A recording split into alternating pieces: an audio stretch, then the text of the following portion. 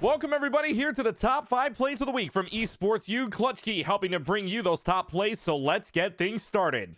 In Valorant, it's the Loyola Maryland Greyhounds taking on the Army West Point Black Knights, taken to map number 1 on Icebox, and the Greyhounds winning the pistol round, so it's looking good for them to go up 10-4, but with the Marshal, it's MIB Police from the Black Knights on the case. At the same time, but that opportunity won't be afforded. D-Sung, though, could turn this into a rifle, potentially more. MIB Police from the Raptors doing work with the Marshal and might even present a greater threat. Jumping down with the Classic, turn into a right-click hero.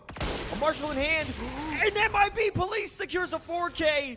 Force round be damned. A heroic play from MIB Police, but it would be the Black Knights taking Icebox and winning the series 2-0. Let's go to Rocket League with the St. Lawrence Saints and the Bengals of Buffalo State. Down by 1 in game number 3, and the Bengals are looking for that equalizer in the final minute of the game. Luckily, Jesco decides that, yeah, overtime is probably a good thing going into the last minute. It's hard in order to even think about getting an insurance goal here.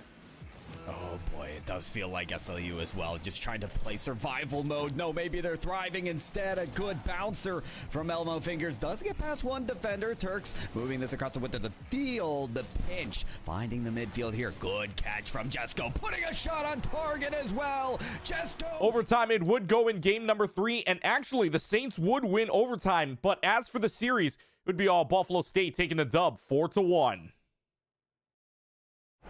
Overwatch 2 action with the Great Danes of Albany and the Spartans of UNC Greensboro. Third map on Havana, and the Great Danes want to cap first point in just under a minute. But Magix has a trick up their sleeve, and in fact, they might have more than one. Out of here, they want to get that kill, and they're doing it. Jesse, they are doing it. Now Magix is back on the field. Lobs Nick's head, oh my god! Showing Volks in the business end of that too. The payload is still being contested, and it's all, oh my. Not only is Magix won a sniper, but the Spartans had a one of their own in the form of a broom, as the Spartans would go on to win the series 3-0. To League of Legends, where the Polar Bears of Ohio Northern take on the Dukes of James Madison. 12th minute in game number 2, and the Polar Bears want their second dragon. On the Kiana, though, Shomi is about to show us what robbery on the Rift looks like. Great rotation onto this. They got the first dragon. They are likely to pick up the second here, and the Shomi can somehow make this work. Well, they're trying, and over the wall, they got a ward and said snipe. And the steal! The steal from Shomi said you only... Dragon stolen, and even with the kill lead, the Polar Bears also got that stolen away. In the end, Dukes would come out with the dub 2-0. Let's head to Overwatch 2 action with the Aggies of Utah State taking on the Rams of Colorado State. Down a map on Nepal, and the Rams need to make some sort of comeback to force map 3. Well, a crazy team fight leads up to why Death Trap lives up to the tag. You're going to be in a great position. And this Dragon Strike might be able to create some separation. But Cass is just taking heads. Cass rolls the head of the finish right now. There's the Terror Search. Is he going to find anything is the question. Immortality Butte happened to be used. This Death Trap finds a triple. Oh my goodness. Death Trap finds a fourth. He's going to find the team kill. Now the Rams would force map number 3, but the Aggies were too strong for the rest of the contest, and the Utah State Aggies get the sweep 3-0. To Summoner's Rift in League, where the Aztecs of San Diego State take on the Spartans of San Jose State. Game 1, and all the advantages to the Aztecs 30 minutes in, and Devour on the Caitlyn makes sure it stays that way to march to the base. Half health. Actually, with the Chaos Storm dropped as well, that might be the go button as everyone follows the rock, and it's not going to be enough off the outset. Goku shut down in the back line, and it's all falling apart for this fight that San Jose chose to take. The ADCs are all together. Piao picked up a kill on the backside. Tabula Rasa's surviving forever. Eventually, the Aztecs would go on to win game number 1, but something clicks in the Spartans, and San Jose would win the series 2-1. To Valorant with Andromeda taking on the University of Houston Scarlet team. Map number 2 on Fracture, and Andromeda wants to push A site, but Binko is sitting around the corner, and even with little to no utility, Binko just finds a way to make heads roll. 1-for-1 trade, make it 1-for-2 as Slorth takes down Altier, trying to trade for Orchid. Binko now trapped in a corner. They're shooting out the Prowlers, and there's not a lot of places that Binko can go, but now only Slorth being the one peeking. Oh, Binko! What was that? Binko calls bingo on the ace, and it would be Houston who calls game on Fracture as they win the series 2-0. To come through, it's just playing aimbot. And that's it from Top Plays of the Week from Esports U. Thanks for watching, everybody, and until next time, this is Clutch Key signing off.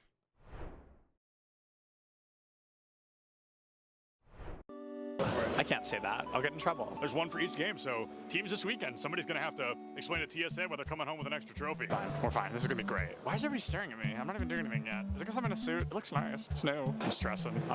It's all right. We win these. We absolutely win these. I've never seen us lose these. I love him. I don't remember his name. What is going on, everybody? And oh, are we ready? I'll start over. Okay.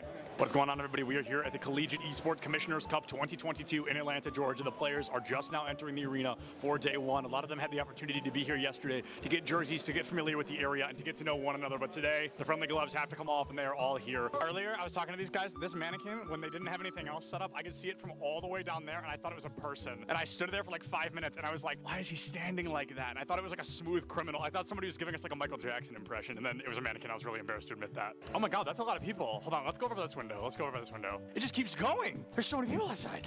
There are so many people outside. We're gonna interview people when they come in. I don't really want to go outside. It looks like it's gonna rain, and this suit is new. So, oh, there's Doc Haskell. Hi, Doc. How are you? He brings a full notebook with him and like writes notes down. It was pretty insane. He had it yesterday. He's gonna be coming through this metal detector right here. I don't know his name though, but I recognize his hair. Jen. You're Jen. All right, we're gonna interview Jen, who's supporting Kennesaw. I'm gonna ask you like a couple of very simple questions. Okay. Are we ready? All right, great. College. I really like Georgia College's color scheme. It's just red, white, and blue, I think, but I think they did it in a really clever way. Mineral area, wearing hoodies, even though it is 75 degrees outside here in Atlanta, Georgia. Absolute legends. If only Nick could hear you. Nick, come back. If he's over 100 feet away, he can't. You were whispering something, and he started smiling. I'm like, are you whispering? Oh yeah, because he's got his headphone in if we're close enough. But Bless you. Gesundheit. Gesundheit again. You're welcome. I'm gonna go find him. Oh, there he is. Oh my. Oh, okay. Real stuff is starting. Real stuff. Competitive integrity needs to be upheld. We gotta get out of here. Yeah, I don't want to get in trouble. I get really embarrassed when I get yelled at. 30 is Okay. Wow, it's not 10:30 yet. It's only barely. Woo! All right, it's gonna be a long. Hey, what's up? Surprise interview. Join me over here, though, so we have a cool backdrop. What are we here for? Rocket League. Awesome. I'm not gonna ask what school you go to because unless you swapped hoodies, that seems pretty clear. Nope. You know, I got my jersey on with my name on it. Oh, you do? Show us your jersey. Look at John T. Turbo here. Yeah, that's not his name. I just keep calling him that.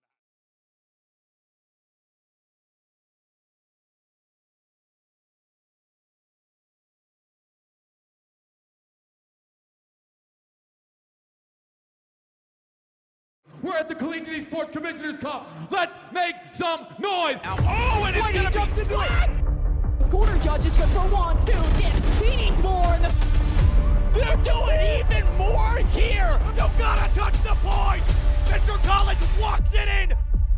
Toy Boy is gonna drop. Knife him. Right out in front. Yeah. 3, 2, 1. Running.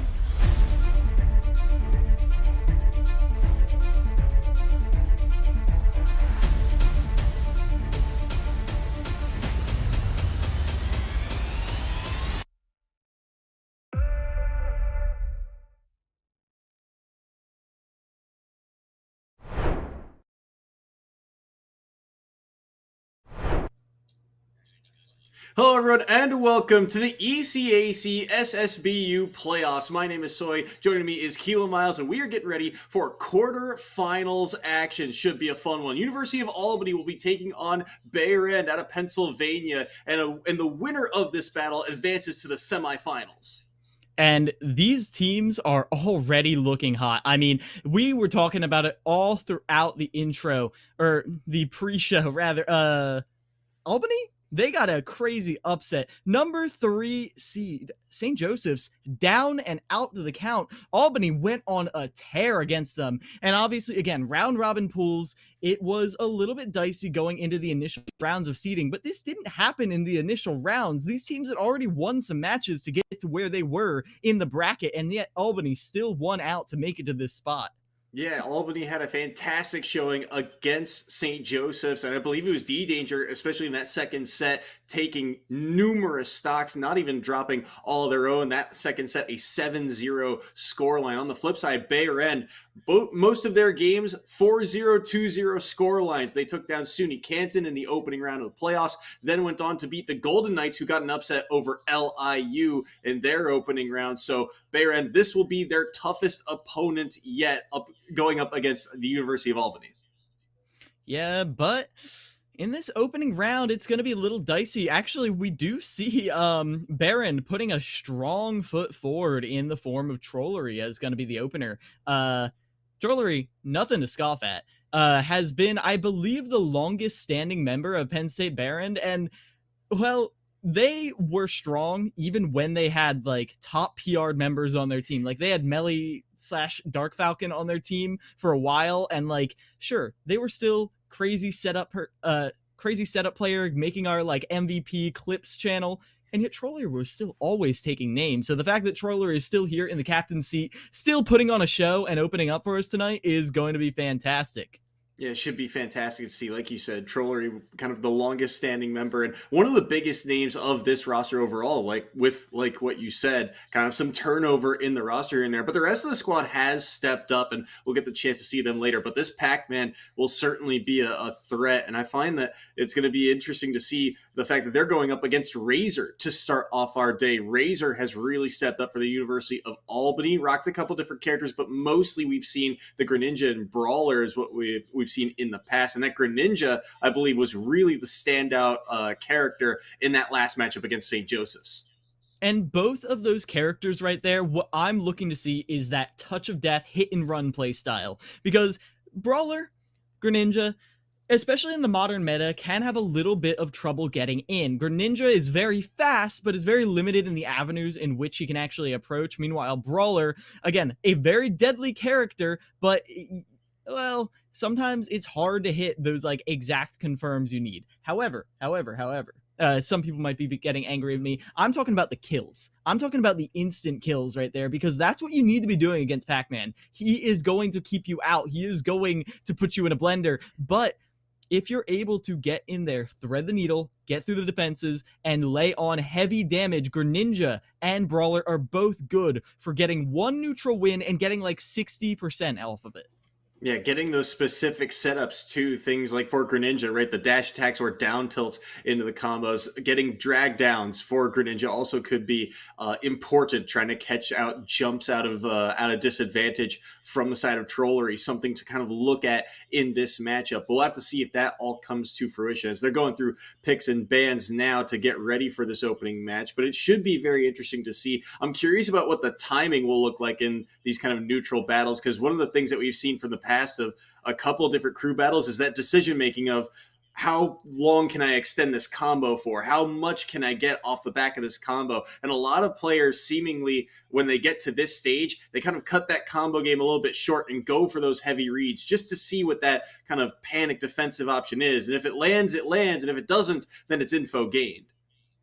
Yeah, and I feel like both of these characters, but Razor's characters in particular, are good at that sort of pullback, let you make a mistake kind of mentality, because both of them hit hard, but a lot of their punishes might be strings, not necessarily combos. And if you know when to cut a string short or cut a combo short, well, if someone's trying to, American air dodge in straight into a charged up smash, that can be crucial, because Pac-Man has a tendency to, live till 160, 180. But if you're able to cut that lifeline off as soon as you can, no more bonus fruits for you, then, well, we're going to look at a very different pace, because you do not want to let longevity be a key factor. Yeah, in this type of matchup, I feel like the longer it goes, the more likely the Pac-Man is to thrive. So Trollery could be, the name of their game could be to try and slow that pace down. On the flip side, I'm curious also to see how the edge guard interactions go, because trying to challenge Pac-Man off stage, not really something I think Greninja can do. So if Razor is going to win this one, he has to win it on stage. He's taken him to Final Destination to do so here as we are underway for the first battle of this best of 3 crew battle. A lot of drift back aerials to start out from Trollery, feeling out Razor's defenses as, again, Final Destination going to be very difficult to approach. Greninja's not going to get any of those drag downs you love to see. And although Pac-Man does have platform extensions, I feel like Greninja does get more out of those platforms, so this does hurt because those bonus fruits hit hard, 60% already unanswered, as now Razor does have a ledge trapping opportunity right here, but Nair beats out the Greninja Nair, and we see Trollery running away with this first stock. Yeah, Razor certainly taking the brunt of a lot of damage here. 117 already on the opening stock. The Bell threatening, lingering hitbox. Good back there. Will knock him away as well. Now Razor trying to find a way back, but the ledge re-grab wanted it, but won't get there in time. Will hit him away and take the opening stock. Talk about a lingering hitbox. That thing was there forever. Was that 4 bounces I saw? And either way, I don't think Razor was ready for it either. Trying to stabilize again here on the second stock, but again, they're going for a lot of these undershoot nairs, hoping Trollery is going to overcommit with a dash attack or something, but Trollery is not taking the bait. They're the one punishing Razor for undershooting every single time. Razor's got to go further in. And I love the plays that we're seeing, the way Trollery is punishing, right? For those overshoots, they're getting grabs into up airs at low percent because it's not a great combo, but it's a decent amount of damage. Now these high percents throw out things like a smash attack that could potentially kill. Now maybe a chance here at the down air following up, but still not able to find the mark quite yet. And there's just no easy way for Razor to get in right now. Pac-Man just controls the horizontal so well. It's so difficult for Greninja to really get anything going, because Greninja is very slow in the air. He has no diagonal approach. Like, compared to the rest of the cast, he's got squat.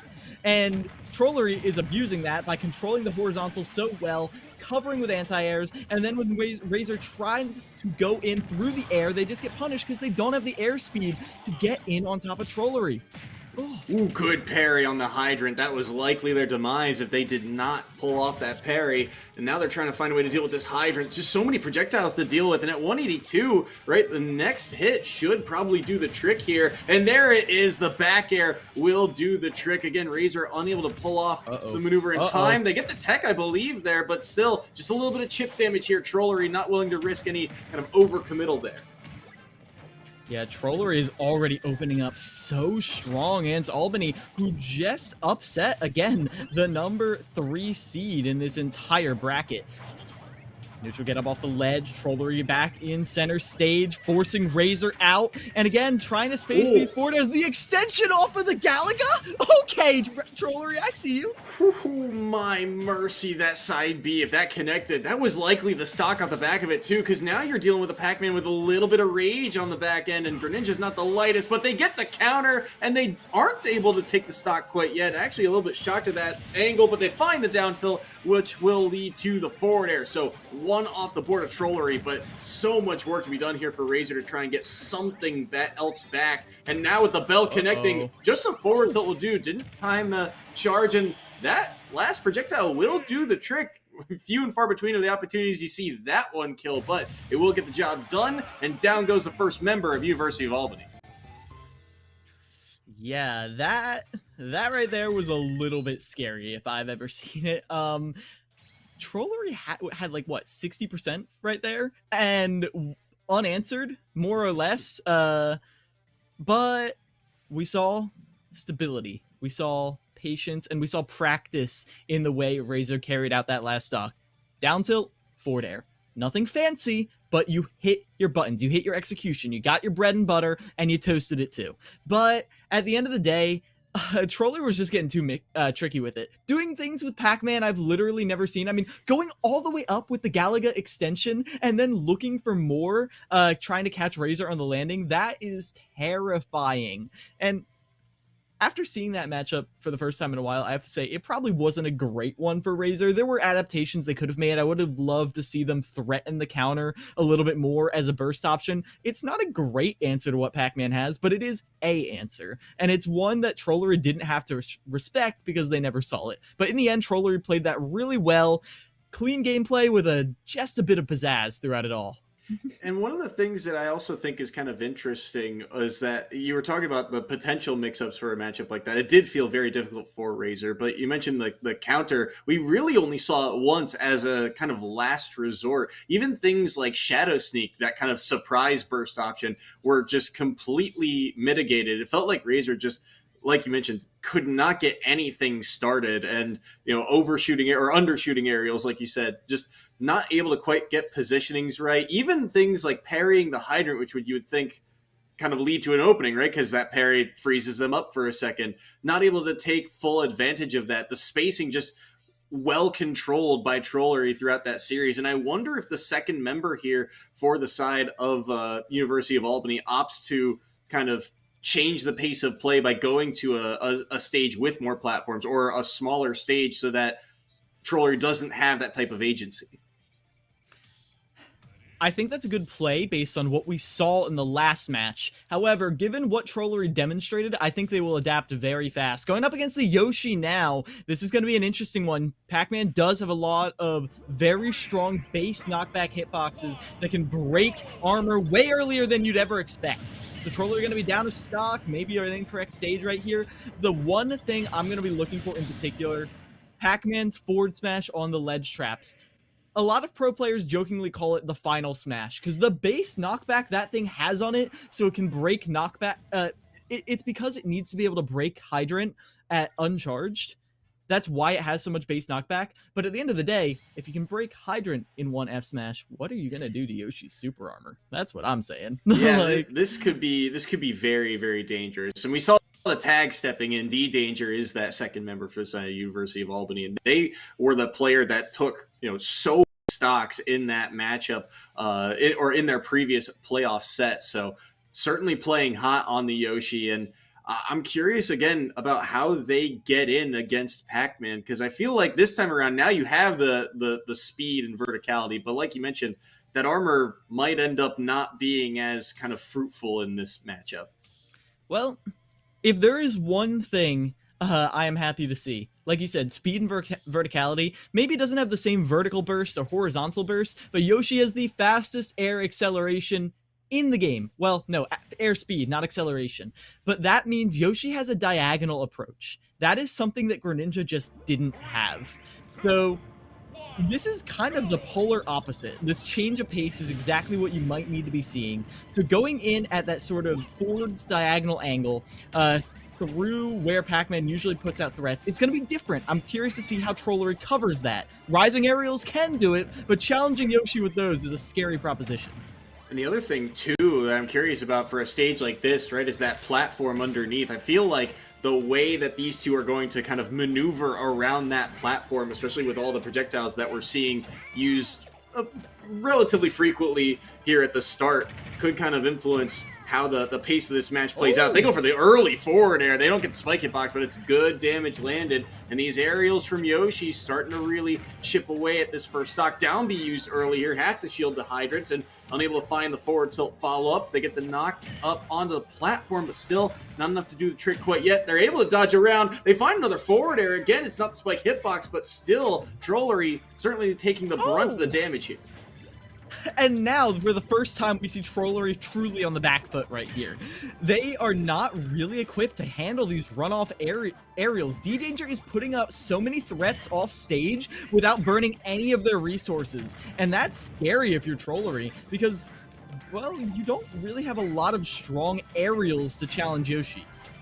Yeah, all the aerials on Pac-Man are a lot more combo-based than anything. We saw the back air take a couple of stocks, but you got to get Yoshi up to that percentage, and that is easier said than done at the moment. 71% onto D-Danger. Projectile bell in hand. They're going to threaten it, but still unable to find the mark and fight through that Hydrant. Maybe? No, goes for the up smash, but pulled the trigger on it maybe a bit too early. Early air dodge used here. Should still be able to make it back, but it's going to take a minute. Great tech there on the back air as well, and Trollery able to survive for the moment.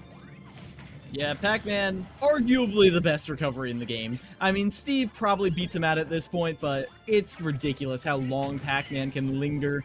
But there we go, back air, edge guard situation, and all of a sudden this lead that D-Danger had opening this up is evaporating, because this is what we were scared of early on. Look at this. Living to 160. Pac-Man is nigh immortal. He just doesn't die off stage. You've got to kill him raw, and that's not happened so far. It's relatively easy to do, you would think, with Yoshi, but it's hard to track down Pac-Man. But there, the side being gets caught by the up smash, and D-Danger is able to do just that. So one more off the board. Trollery with one stock remaining here, but D-Danger's at 163. Trollery has a chance to extend the lead here for the side of Penn State Behrend, but now the Nair will knock them away. 174 here. How does Trollery go about getting the stock? And this is where it does get a little scary. The thing about this Yoshi, well, you do have a lot of strong combo starters at the low percents. Rising back air, I mean, running in with forward tilt or up tilt is scary against Pac-Man, but if you catch Trollery out, oh my gosh, that was a call out if I've ever seen one. Going for that down air way too much, and so Trollery's like, okay, you want a lingering hitbox? I got a lingering hitbox for you. Throws out the grapefruit, and now we see Trollery giving D-Danger a taste of their own medicine. And then once again, getting a stock off of the grapefruit is not something you frequently see, but it will do the trick. Wow, I can't even speak. Yeah, able to do the trick right there. Well. Wow, well, stringing together some up airs, that is a lot of damage, and it's going to make taking this stock relatively easy. Still, though, you're going to need another neutral win probably two, maybe three more times the way this match is kind of paced out. Again, Trollery is getting to the percent where they're getting out of a lot of the common kill confirms, and yet we still see D-Danger going for them, going for drag down back air. An up tilt, a forward tilt, I think would lead to an up air at this percent, maybe even a down throw, but you've got to get that first. You've got to find that answer. And where's it going to be? Pops up with a down air, not going to kill quite yet, but it racks on more damage. The raw forward are going to be answered with the bell, and right now Yoshi just getting battered away. D-Danger cannot find the way in through this barrage. Back there shouldn't do the trick quite yet, but now things are starting to get real risky for University of Albany. D-Danger wants this stock, but the tech there might have saved him. Forward air spikes this time, and that actually, I think, worked against him. It hit him back into the stage, which means all that knockback gets kind of eaten away by the platform. Hold shield on the hydrant. The Nair will knock the Pac-Man away, but Trollery will be able to survive. Side B clips Yoshi as well. Now he's stuck on the platform. Can't find a way to land with that projectile lingering in the pocket for the moment. Hydrant, again, messing with the spacing and movement of D-Danger. He goes in with the forward air, still unable to find it. Scramble situation, panicking with these aerials, but the back air will knock him away once more. And preserving this stock right here for D-Danger is crucial. Merit a shield at ledge will probably do it, but D-Danger gets aggressive going out there, and that's untechable right there. I think D-Danger might have made it back, but that was commitment, showing that they know, okay, not going to challenge the side B this time, but that up B, I know you're at high percent, I can punish you right there, and that's exactly what D-Danger ended up doing. Clipped Trollery with the back air, and that is 2 stocks remaining for D-Danger. Second player right here. Yeah, and I love that in this situation, D-Danger was kind of able to threaten Pac-Man off stage, right? Because you mentioned it earlier, right? Pac-Man's recovery, it is one of the best in the game. They can linger off stage for so long. They've got so many options to try and recover. But you saw that D-Danger had answers for it. He said, okay, well, if I just space well enough, I can get this back air into stage and at least, test them, make sure that they're ready to tech the stage. And at that percent, yeah, that's untechable, but still, at least they were able to kind of make Trollery feel a little bit more unsafe than they were in that opening series against Razor. 100%.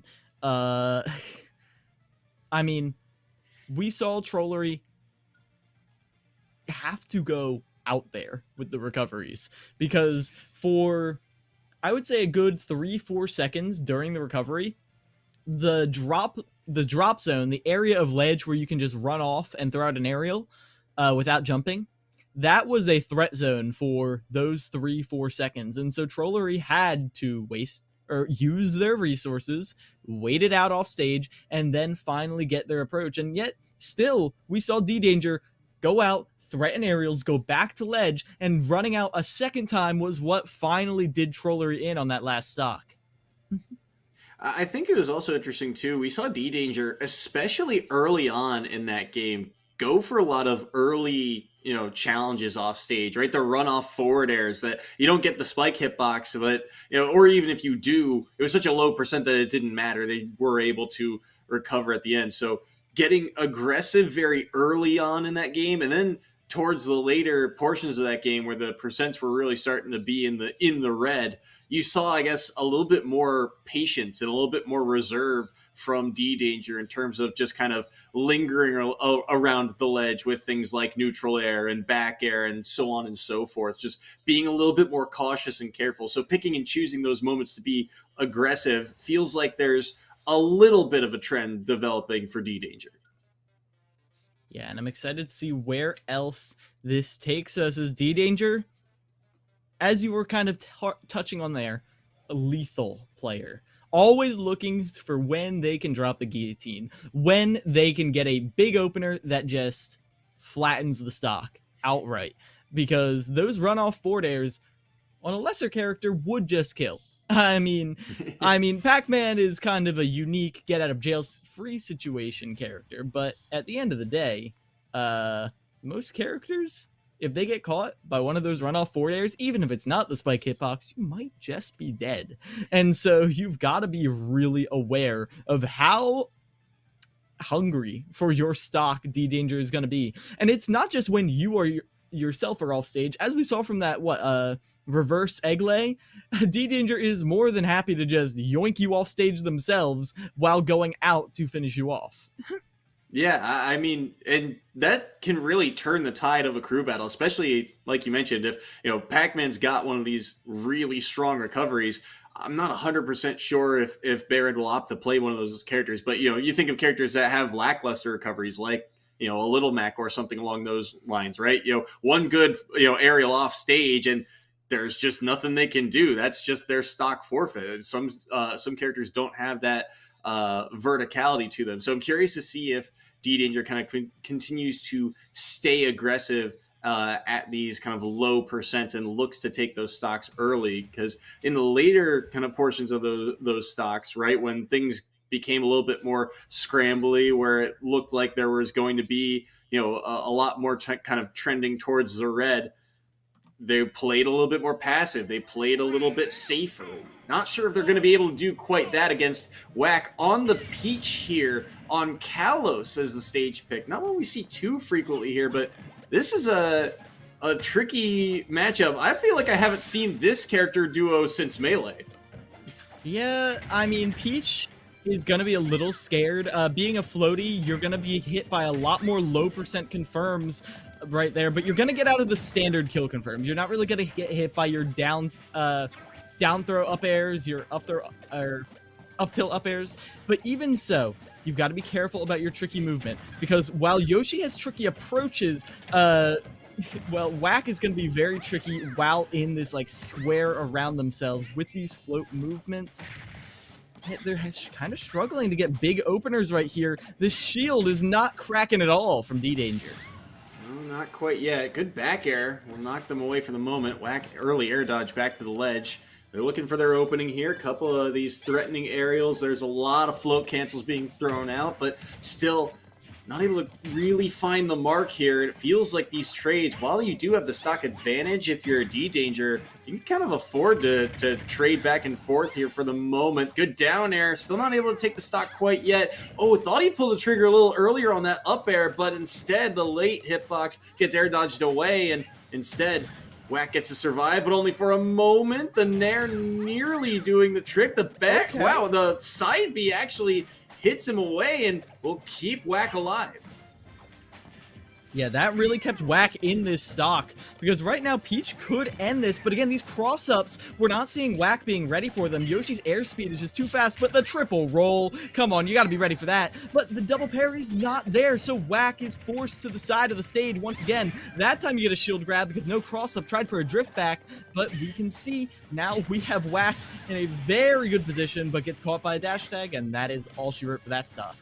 Good forward air there will take down the first stock of Whack, which does even up our stock count, but it's still 100% lead here, 135 to 14. Good grab, back throw incoming. Shouldn't do the trick quite yet, but will he be able to make it back to stage? Good drift back there at the last moment to get closer to the ledge away from that up smash. So D-Danger surviving here at 155. Down smash won't do the trick quite yet. It's not like Melee. That was a kill move back then. Here it's just a lot of damage. It's up to 180, but now look at the combo game here. Oh, but the last up air missed and they get punished by the up air of Peach, and Whack gets one back.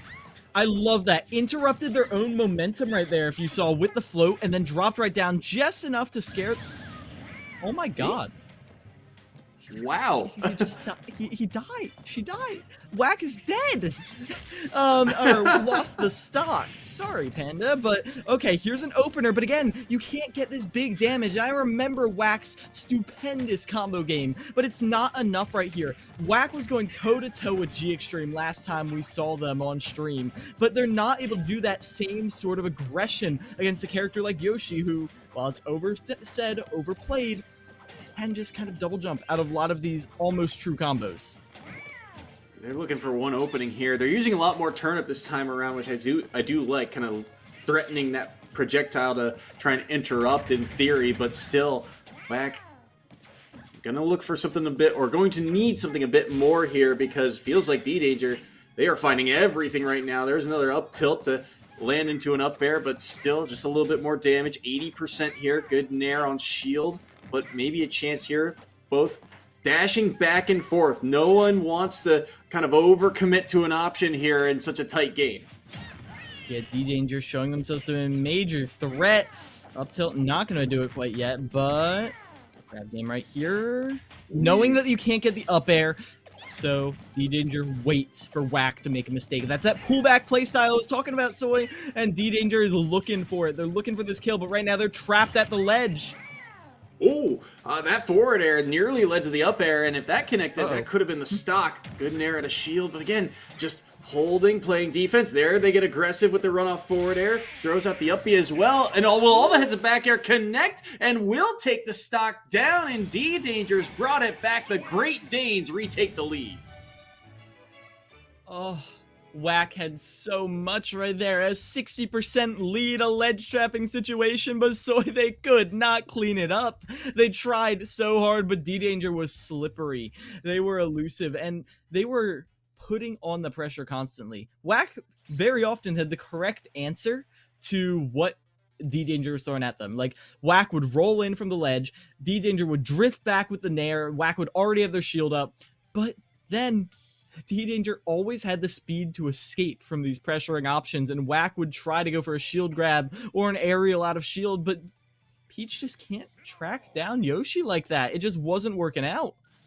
And even in the moments, right, where they get something like a grab off of the missed cross-ups, even in the moments where they did get the right answer, it didn't really lead to all that much, right? A back throw at high percents wasn't able to kill, or, trying to follow up with the aerials that Peach has, things like forward air, there was just enough time for D-Danger to typically shield those options. So that speed differential just playing to D-Danger's favor. Felt like Whack was just, frames away from being able to punish, but unable to do so. And because of that, especially one of the things that sticks out in my mind about this matchup in particular is that with both characters, at kill percents, when I think about who's going to win in those kind of, panic situations, I feel like Yoshi's got the better, or at least more dangerous aerials, right? And both of these characters, they kind of want to jump at you in a way. So I feel like as the percents started to get higher and higher, it played more and more to D-Danger's favor. But now they're going to be going up against a whole new behemoth. Ares rocking the Incineroar here on Kalos. All right, there's been a lot of talk, a lot of gossip about Incineroar's fear factor right here, and it certainly needs to come out big to not only take a stock from D-Danger, but go all the way. Great opener, controlling the ground game right here, not letting D-Danger get away with any of these cross-ups. 2 clean punishes, but there's an opening from D-Danger. How far is it going to go? Not that far. They get revenge, and now this is a scary situation. You saw a double roll away right there. They do not want to get caught by this.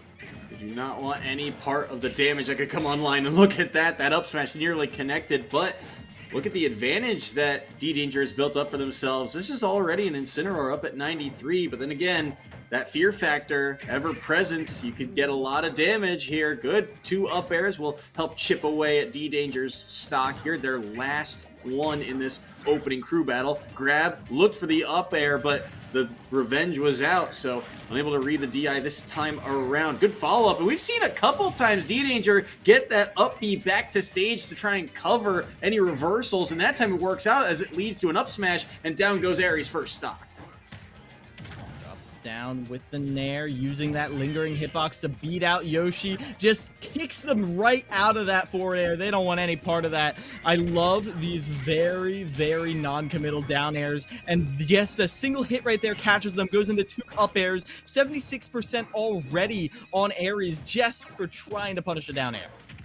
And now, look at how careful D-Danger is playing, right? In that neutral state, he was just dashing kind of back and away, saying, I'm faster, you have to come to me. But eventually, the power of Incineroar will come through. I believe that was Dash Attack, which was able to take that last stock. So down goes D-Danger, but it still puts Albany in the lead as we get down to the final members of this opening crew battle. Yep. This is, well, a lot closer than it felt. Sorry, Razor, but D-Danger's run was kind of scary, but so was Trollery's. Like, Trollery and D-Danger really defined this first crew battle, and it feels kind of jarring that D-Danger, well, Trollery opened up in a huge way, and then D-Danger answered right back, but then was stifled, and now we're at a 1 stock differential against Incineroar, who essentially is a comeback character. Let's not mince words. This is very doable for either side right here. Obviously, Albany at a major advantage having 1 more stock, but all it takes is 2 mistakes. 3. Let's be generous. It takes 3 mistakes in this game before it's even. And sure, you can play perfectly. We saw D-Danger playing perfectly a lot of the time, getting their opening, stringing together like 4 or 5 up airs against Incineroar, getting 90%. But at the end of the day, that's not a kill, is it? That's not the stock over, is it? And so if you're not ending that stock and you're just leaving Ares lingering at 100%, all of a sudden, then the nerves start kicking in. And that's not what you want to be have happening in this last round of the crew battle. Yeah, that could be very dangerous to see. Ares was able to take that last stock thanks to kind of D-Danger getting a little bit overly aggressive there, try to save for landing, got caught by the dash attack, and that was the stock forfeit. But Ares, you know, we were talking about kind of that fear factor of Incineroar, and one of the things that is kind of interesting about this character is that it feels like they have almost everything. It's like the way that Little Mac has that fear factor, but at least you get a little bit more of an aerial game this time around. But against an Isabelle for the final round here, this is a very odd matchup in terms of the kind of distance these two cover. Yeah. I'm trying to think of what funny little interactions are going to be in here. Incineroar puts out a lot of Isabelle puts out a lot of hitboxes constantly. That is revenge food. However, you can play around that in theory. I'm a little bit scared right here. I want to see how Katyusha treats this, because right now they're going fairly even. Katyusha's getting really aggressive. You know, typically when I think of Isabelle or Villager, I think about, you know, just constantly, like you mentioned, throwing out those aerials, just constantly throwing out projectiles and pressuring, but they are very much in the face of Ares right now, and Ares is eating a ton of damage for it. Saipi's not going to land. The up B will help them get back to stage, but that... Wow, I did not expect that to kill, but it does, and all of a sudden, Ares is onto their last stock. Okay. Going even. I mean, when you're up a stock is perfect for you. And simple little bread and butter right there, 35% extended into the up air. Katyusha is playing this distance game as well as you can. I worried about the revenge fodder, but we're not seeing a lot of it. And I like trying to get the opening with the jabs. The spacing was a little off right there, but it gives Isabelle a very threatening get off me tool that doesn't really feel like it. Lots of coverage here along the ledge. This is a back throw. Is that the stock? No, not quite yet. Not enough damage dealt there. Good DI. Low recovery. Not one that can really be challenged unless you get the ledge trump into the down air there. And that is one emphatic stock off the board. But still, so much work to be done here for Ares. They're going to up B on the stage and get a little bit of damage dealt right back. But Katyusha, the pressure is on right now. There's just no easy way for Ares to deal with this constant projectile mayhem being thrown their way. 147 right now. They'll be back to the ledge, but you gotta feel like the stock is working on borrowed time. Yeah, it really is. You've got to respect every single little hitbox, because every one is an edge guard situation. But speaking of one, if you're able to finish it right here and now, that's crucial. Just goes for the grab, goes too far, gets caught by the Nair out of shield, and that will be the first crew battle, the first point going the way of you, Albany. I like the idea from Ares there, but you mentioned they get a little too aggressive with it, and they get punished with the Nair from the ledge to take that stock. And at 165, although Isabel doesn't deal a ton of damage with those aerials, that Nair will absolutely do the trick there. And so very well done there. Penn State taking down University of Albany. They take the opening crew battle here in this best of 3. But now these teams will take a little bit of a timeout to try and figure out the strategy headed into round number 2. Yep. A little bit of breathing room for them right here. And I feel like... I was a little bit curious by that match that was just sent, or the message that was just sent in the chat, but just figuring out how we're keeping track of scores. Regardless, winning with 2 stocks right there, but now you have a better idea of what's coming at you. If there's one change that you need to make, you do not want Razor going up against Trollery again. Because I think Razor is a great player. Razor showed their bread and butter combos. They showed how disciplined they can be with their movement. They just didn't really have a lot of options against someone who controls space as well as Trollery. So you get Razor in against Ares, against Whack, and I don't know how the matchup goes exactly, but I'm sure it's going to be a lot more back and forth. I'm certain of that. Yeah, I'm curious to see what kind of matchups they go for here, because that matchup between Ares and Katyusha felt a little one-sided. Katyusha very much so controlling the pace of that game and not giving Ares a whole lot of opportunity or windows back into the game. I will say towards the end, it did look a little threatening, right? With Incineroar at max rage, they get that first side B to knock Isabel off stage, and Isabel's very light, so Incineroar could take those stocks early. That's why I like going for that grab there along the ledge. Even forward throw probably won't kill, but it kind of resets the situation, and then Isabel's at an even higher percent. There's still a better chance to take that stock. And then when it gets down to 1 stock apiece, it resets the situation. But like you mentioned, Incineroar is kind of a comeback character in their own right, so it's still very doable. That being said, it just felt like such a struggle to get to that point, and I feel like that's not what you're looking for here with your back against the wall now, your tournament life on the line. I feel like you're going to have a little bit better of a chance maybe going up against Razor or D-Danger. That being said, we know Razor's combo game is very strong. It just got shut down completely by Trollery in that opening set. So I guess my question is, what's the character that you want Ares to go up against? If the Isabel feels rough, but you haven't really tested the waters of Razor's combo game, do you want them to go up against the captain that is D-Danger? It just feels like it's a hard place to try and slot this Incineroar in. I liked Ares. I feel like the Isabel was a little bit tough to deal with, but I think Ares can do work against any one of these 3. In particular, I feel like Razor is where I lean a little bit towards, because of the fact that at the end of the day, while both Yoshi and Greninja have to initiate, Yoshi can be a little more ambiguous about it. Meanwhile, when Greninja is falling on top of you with an aerial, there are a lot of situations where he can't even cross you up. And if that's the case, and Incineroar knows what attack is coming at him, because Greninja's attacks often have a little bit more wind-up than other characters, and knows, of course, that they're not going to be crossed up, we're going to see Ares do a lot more work. Because we saw Ares with the awareness to punish D-Danger's cross-ups, to dash all the way across stage with an Incineroar's slowest ground speed in the game, and catch D-Danger on the cross-up. So if they're ready for that, they will be ready for anything that Razor's character can do. Yeah, Ares, I mean, again, I like the Incineroar pick, just felt a little rough against Katyusha. So I do like the idea of trying to get them matched up against Razor. We'll see if that comes to fruition, as that first pick is a blind pick, I believe, for this opening battle.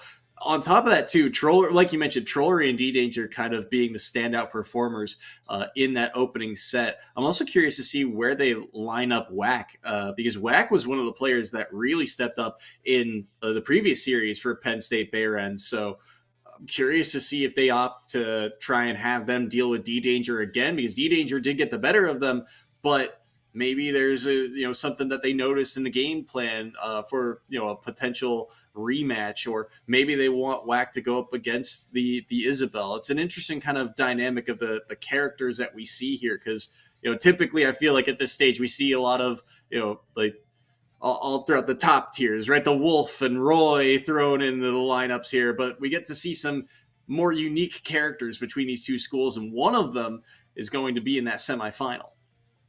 Yeah, a lot on the line right here.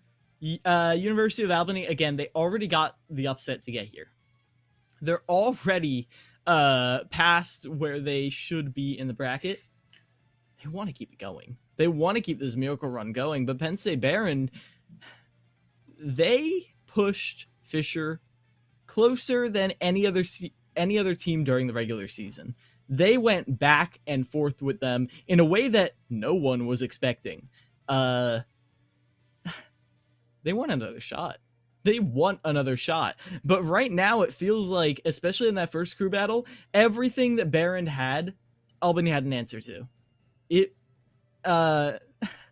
So now we get to the quarterfinals. Now we get to how we're going to decide this match, because these teams are taking their sweet time to get in, and we need to see what they've got. Okay. So players have been selected, I believe.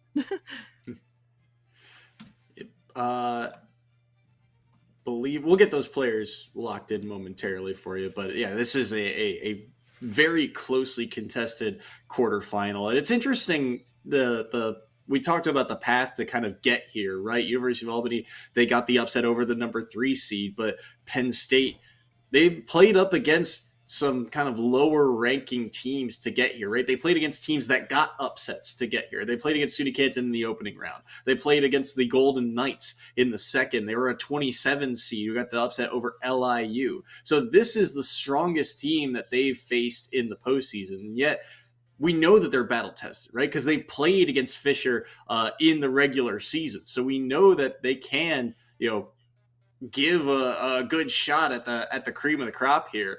But University of Albany, we've also seen them make very deep bracket runs. In fact, I'm pretty sure just last year, they ended up being in a very similar situation, top 8 contesting for top 4. And I think they actually had their run ended by either a Fisher or a Pace, or I believe St. John's was also in that potential run. Northwood, for example, was another team that was kind of in that contention. So both of these teams, they've made it to this point before, but it's about who's going to take that next step. And right now, it feels like it's University of Albany, and we'll see if that adaptability comes online as we get ready for set number 2 here. This time around, it's going to be Aries versus D-Danger, Incineroar Yoshi, and we go to Smashville to battle this first one out.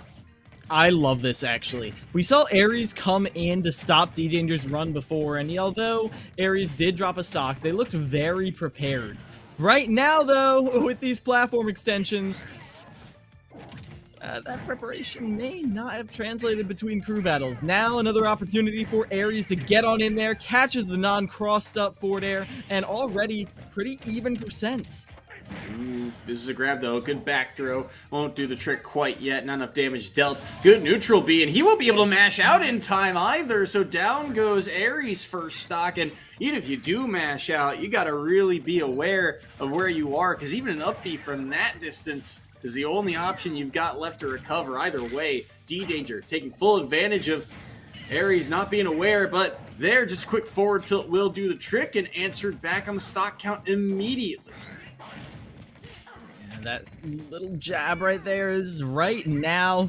Oh man, Aries was held prisoner on that platform. Eventually has their little escapade, and now they're trying to fight it out. But again, Incineroar doesn't really have the tools to control this platform like other characters would. I mean, you have drop-through aerials, sure, and they're threatening, yeah, but at the same time, we're not really seeing D-Danger have any reason to respect it. They're just dancing all around this platform, which is Ares' safe haven, but they're getting a lot of damage in there, and that might just be another death. Yeah. Wow. 2 for 2 on the neutral B, and Ares now certainly up against it. They got to find a way to come back here. Good forward air will knock them off stage. Don't think, no, they do have the double jump, and then now look at the combo game. The reversals here, but speaking of reversals, there's that revenge online. Do they find a hit here? They got to find something good. Back air fighting through that up B as well. So good damage dealt, but they still got to find a way to take the stock.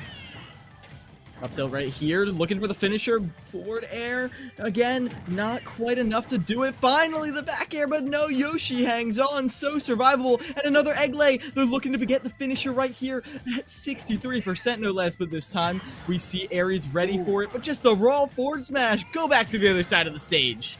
When he calls out the neutral get up as well with that down B. And wow, spot dodge will just do the trick in the forward smash. D-Danger clutching up, getting a 2-stock there, and surviving Ares and University of Albany back into the lead. Now, Soy, we were kind of caught up in the hype right there, in the back and forth, in the scramble situation, but we do need to confront the fact that D-Danger really just got off ledge, forward smash, spot dodge, forward smash to end that.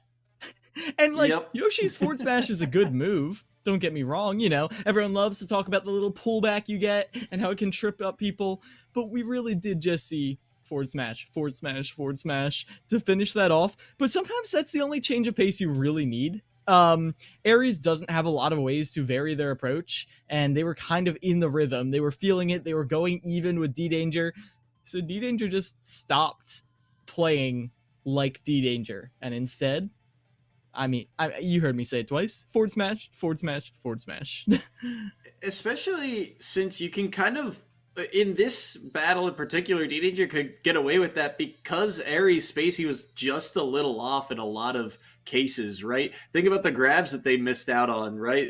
They only really got one, I think, off of a missed cross-up, but that's what they were going for in that last moment, on that last forward smash connected. They wanted dash-up grab, and they just whiffed on it. It was just frames away from landing. So, you know, Ares not really able to connect a lot of hits together either, not really able to get a lot of combos, which Incineroar won't be able to in theory, I guess, against D-Danger, right? Things like that up tilt at the high percent, they weren't able to really follow up with something like an up air. And they were able to land revenge back air, which was good, but those aren't, you know, true combos. That's just one thing led to another. So D-Danger kind of taking advantage of the situation, realizing that Ares is not really able to string things together and just punishing the little mistakes they were making throughout that series. Yeah, and speaking of strings, D-Danger opening that up with a stupendous string, just taking them all the way across town and city, getting 90% and a stock.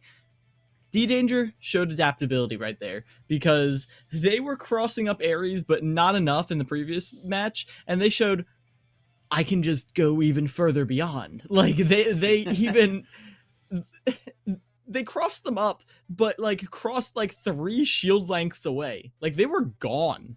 I think the only thing you maybe could have done is drop shield side B, one of the most insanely committal options that Incineroar can do. So now it's going to be Trollery stepping up to the plate, hoping to put a stop to D-Danger's run early on. Penn State, Behrend, they got to find a way to battle back here. Trollery was the MVP of that first series for them. Can they do it again here and bring it back? Because otherwise, University of Albany, if they win this crew battle, they're on to the semifinals, which could be massive for them. But we got to get there first. We're back to Final Destination, comfort stage for Trollery, comfort stage for Pac-Man. And now we're seeing a lot more, like you mentioned in the previous bout between these two, that verticality. Yoshi kind of landing numerous times with these down airs, threatening and chipping away at that shield of Trollery. again, we saw a very respectable game between these two last time. Very clear understanding of what options are available and what you need to do to punish it. So we can see Trollery not getting up to any of their shenanigans right now. They are giving them a lot of respect, just waiting to catch that landing from all the way across. Slower paced game, like you mentioned. Kind of respectful, knowing that that one opening could mean a lot. They get the neutral beat, but the Hydra actually pushing them away messed up the follow-up, so Trollery able to escape for the moment. Lots of rolls here, but none really being punished. Another Hydrant landed. Good nair in the back air will help do some chip damage. Another neutral beat, but again, the Hydrant being active just means that D-Danger cannot get the follow-up here. You see D-Danger looming with these kind of just neutral dashes, waiting, looking for some kind of punish on landing, but unable to find it so far. And the Hydrant drops down again. Nair rockets in off of the Hydrant, but we're not really seeing anything. Just going in for these landing Nairs. This is the most even game you could possibly have, except... Oh! That was clean. Hits him out of the air with the forward air, and then there's D-Danger was in the air to get the back air. Excuse me. That was so well done. It threw me off because 9 times out of 10, when you see that forward air spike, Yoshi's love to go for that up air afterwards, but he recognizes, hey, they're holding out and away. If I throw out the back air, I can likely catch them, and they're able to do just that. So the follow-up was clean. Down goes Trollery's first stock here, and that's a pretty significant lead built up here for the University of Albany, is still on this really opening stock because D-Danger only dropped 1 to Ares. So still a lot of work for Trollery to do. Apple threatening, love that hitbox looming in the way that they're trying to find a way to take the stock. But they read the air dodge with the Nair drifting so far out, threatening so many kill options. And they're gonna find the jump from ledge as well via the up smash. And now look at the lead the Great Danes have. D-Danger was inside Trollery's big yellow head right there. I mean, come on, drifting all the way out there and then catching the jump off the ledge like that.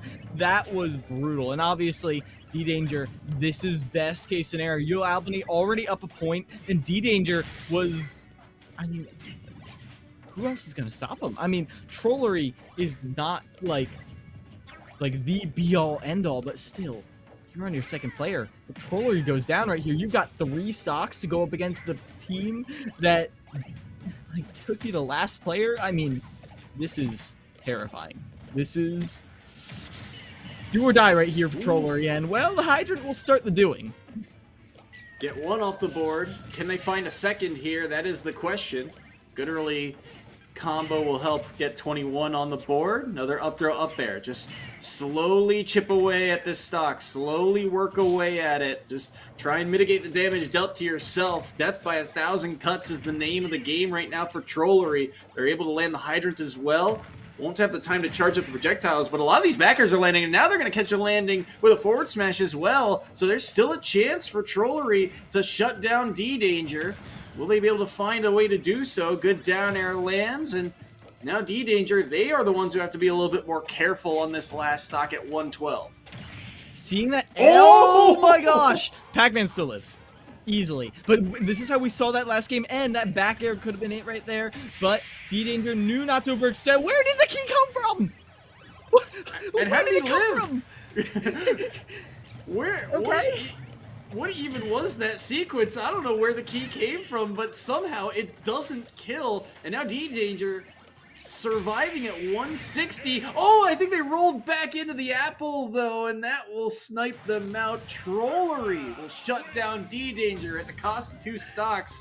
But boy, oh boy, University of Albany did a lot of damage there. D-Danger, what a streak they were on today.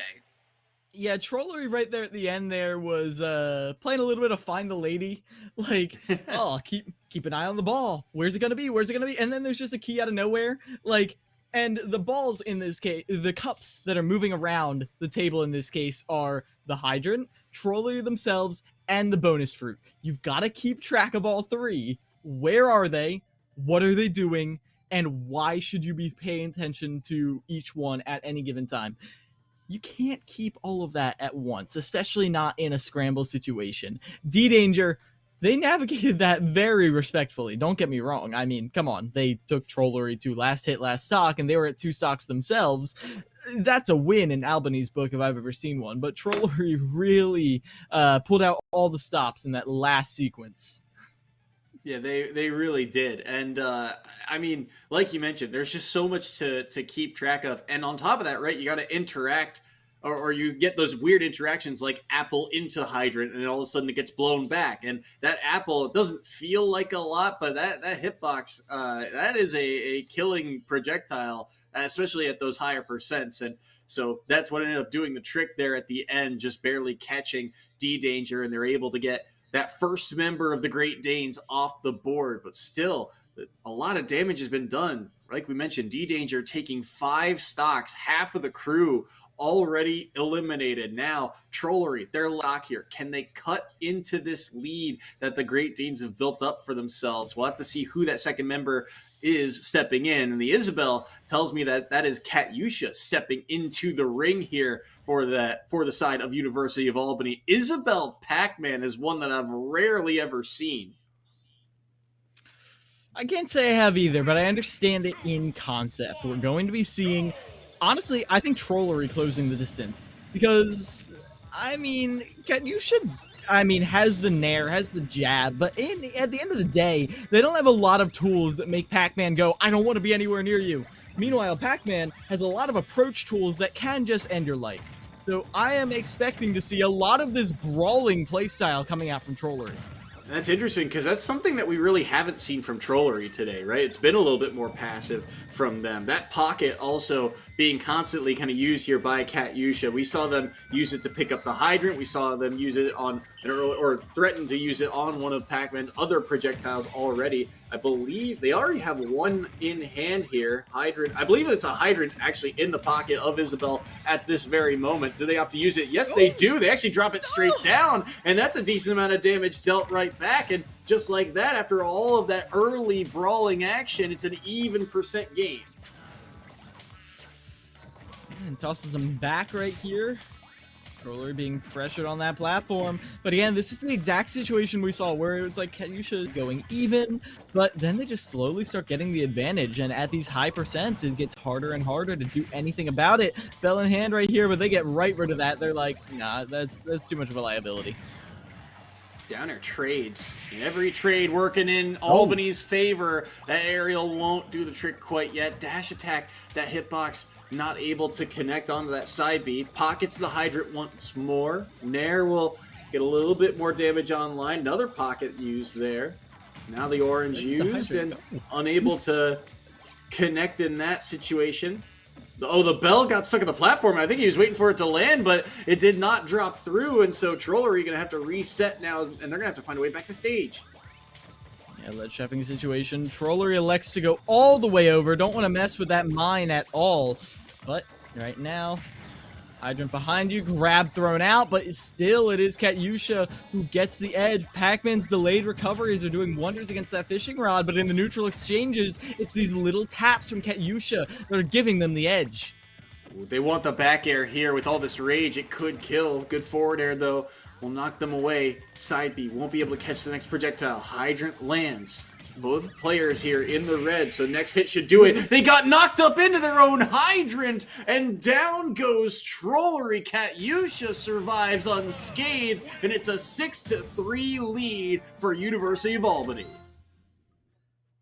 All right, I know we don't have an instant replay, but instant replay in your mind. Everyone close your eyes and focus. So, Trollery throws out the Galaga. At the same exact time, we see the pot come out from Isabel's dash attack. Pot pops the hydrant up and also Trollery up into the hydrant that was just hit by the pot, the hydrant that was weakened by the Galaga, and then because of the dash attack, Katyusha also caught the Galaga. So like even if they weren't dead, they were still in an advantage situation. Only 2 buttons pressed right there, but so many things happened off of them.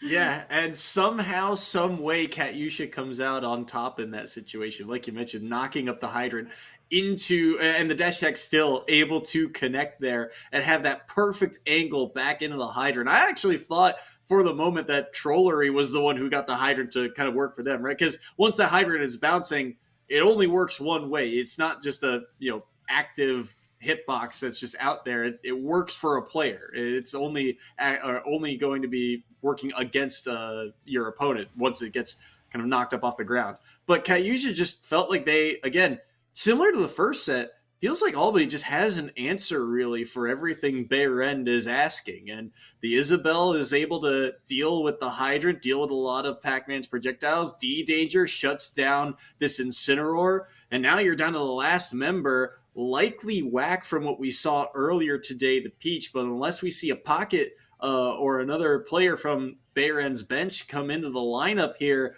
Albany, they just have such a substantial lead that this is going to be a tough ask for the last member of Penn State. If anyone can do it, it is Whack. We didn't really get to see Whack on full display because of the Yoshi. Yoshi's not going to get comboed. Not by Peach combos. And even though Peach technically has the ability to then follow Yoshi through the air without a double jump and anti-air them, realistically, it's not going to be happening every single time. So, yeah, Whack's trump card, their punish game, was out of the picture against D-Danger. Now, let's see what the game plan looks like. Because, again, we saw Whack as the answer to G Extreme from Fisher College. We saw Whack going toe-to-toe with the Pichu combo machine and, well, coming away bruised and battered, but you should see the other guy. So, now, here's an opportunity right here for Trollery. I'm hoping this is our end. It does not appear to be. So we're gonna make sure this is all set, make sure everyone's feeling good about this connection. Rut-row. Could be a controller difficulty as well. They might reset. No, looks like they're. Well, we'll get the ruling on this if this is live or not momentarily. I think they're going right into it. So this is a live game. They're just gonna play this out. So Whack, Katyusha, and Whack. Again, this is tournament life here for Behrend. Whack has to find a way to take 6 stocks. And I feel like the first challenge is just get this Isabel down and out. Take out this Isabel however you can. Worry about the next set when we get there. You have to win this one, though. Oh! And you're not going to have the chance to with a down air like that. No chance at recovery. Katyusha on a tear. Yeah, this is very scary. Very scary indeed. Because, again, I talked about how Whack has this combo game. Whack has the ability to delete stocks, but Katyusha plays this elusive play style. They're not going to get caught by any obvious starters, and while these edge guard situations are looking to go Whack's way, they can't get the finisher. So this is going to be Whack once again having to win neutral, but the back air is not going to kill them yet. Katyusha still hangs on. Yet again, 171 on this little puppy dog. She's still living. One of the lighter characters in this game, and they're nearly at 200% against Peach, who you'd think would have the kill power in their kit to take this dog down. Counter comes through, and even though it was the wrong way, that hitbox will turn around if you connect it. So they take down the first stock of Katyusha. Now they got to find a way to take down another 2, but they're at 100% right now. They're able to get back to the ledge, and somehow, someway, they get out of that situation, but they air dodge, and they don't have their jump able to get back out in time, and that is an SD from Whack in such a critical moment. Now they're on their tournament life here. Yeah, I mean, Whack is definitely, a lot of Peach players are, definition of candles at both ends. Just constantly going hard, but at the end of the day, one little slip up and then you're down and out. Peach's recovery is amazing on paper, but at the same time, one little mistake and you're done. So right now, we need to see a miracle play right here. If Whack can eliminate Katyusha, maybe they stand a chance against this last player, but Katyusha is not going to make it easy for them. They're going to make Whack fight for every single neutral opening. I do love the pressure that WAC is putting on right now. We usually see Katyusha putting on the pressure with, the aerials from a distance and then kind of closing that wall down in. But WAC, in those last couple of moments, just continued to pressure the shield, continued to throw out aerials. They're looking for something here. They charge up the up smash and they don't find the hit to connect. They will find a forward air and it will be enough to take down Katyusha's second stock. So last stock apiece here, but it is a 72% differential right now, trying to find a way in, but the dash attacks are connecting. Katyusha continuing to chip away at this stock, making life miserable for WAC, and now you start to wonder, Isabel's got some killing aerials, and if these soft hitboxes are connecting, things could be dangerous, but they find a down tilt, they'll get a grab off the back of it, and this is good damage landed. Ooh, situation on the platform, but you need a way to follow Katyusha off stage in a way that Katyusha isn't going to punish you for. But the fact that Katyusha can just throw down that Lloyd rocket, throw down a mine, and they're like, okay, you want to combo me, you can do it, but not past this point right here. A literal line in the sand, and they defend it, fighting back with the forward air against that aggressive attack from WAC, and that will be Katyusha standing strong as the back half of Albany holds true. 2-0 for Albany. They came here on an upset, and they are moving on to the ECAC bracket. What a play. And I don't know if you caught this, but that was a Stitch face, that last turnip. And he caught it on that forward air. So there was a chance for that situation to be turned around on its head. But instead, Katyusha comes up clutch. And University of Albany, fantastic showing here. They take down Penn State Behrend. They are on to the semifinals. And they will play the winner of Fisher Spring versus Old Dominion, the 2 seed and the 7 seed. So they're going to have to take down another top dog in those semifinals, whoever it may be. But what a great showing by the Great Danes in this one. So much good esports this far in the ECAC. Esports is as opposed to trying to fit it into a conventional athletics box, so to speak. Right. I think the success of our program and getting participation is exactly that. The fact that we're not tying it in necessarily to athletics and NCAA eligibility. Like Carolyn, we probably have 3 or 4 schools that are under athletics. And I know it puts them in a difficult position sometimes trying to make some decisions. I got a request recently to consider allowing part-time students to participate during this year, because some schools struggle sometimes to fill out all the games that they want to play with us. And we held off on that for now. We defer to the institution and say, what's your policy for those that are under student development or activities?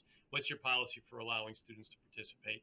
And if you certify that they're eligible under your current policies, then that's good for us. I also think, and I was part of some of the conversations early on with the NCAA years ago about the NCAA getting involved as a Division II representative, and I was crossing my fingers that wouldn't happen.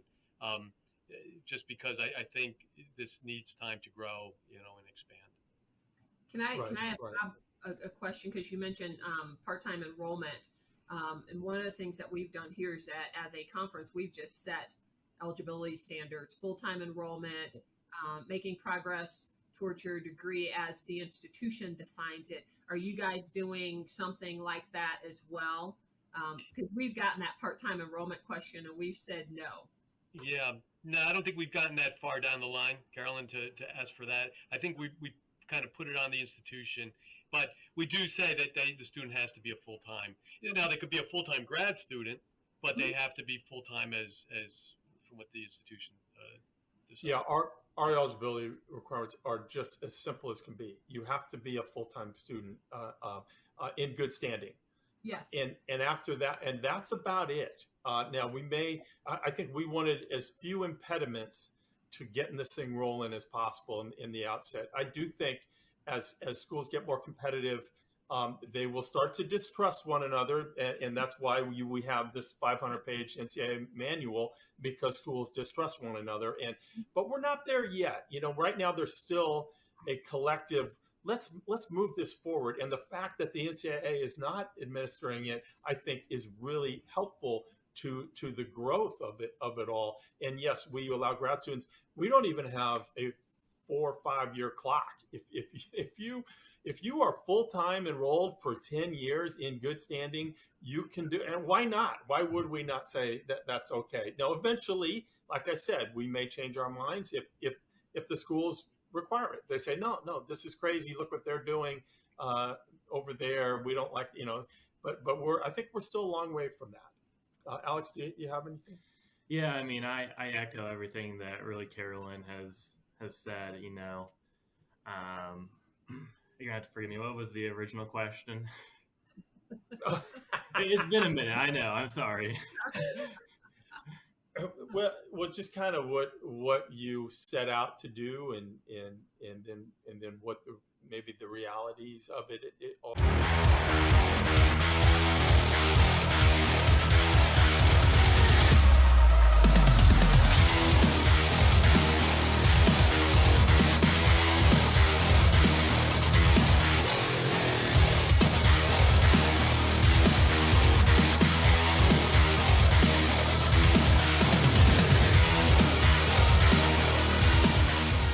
https://twitter.com/Septilence.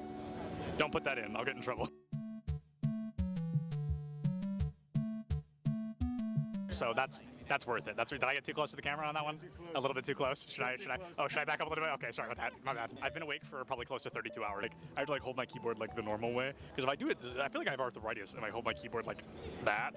It blows my mind. I can never do that. This guy right here, he's got his keyboard off at an angle. His isn't that extreme. There's a kid all the way down to the far end who has his keyboard all the way at a horizontal. That's really cool. They're going to be at that table right over there. Public information? Oh, I don't know. But this isn't live, so it doesn't matter. It's not live, but you and I know. Yeah, we know. I'm not going to tweet it. Awesome. What game do you play? Smash Bros. Who do you play? Is it embarrassing? Is it like Villager? Yeah. Is it Villager? Am I spot on? Oh my god. Is it the Ice Climbers? No. Is it Game & Watch? No. Is it Pichu? No. Is it Wario? No. I can keep going. I think I can name every character in the game. Is it? Did I say the Ice Climbers already?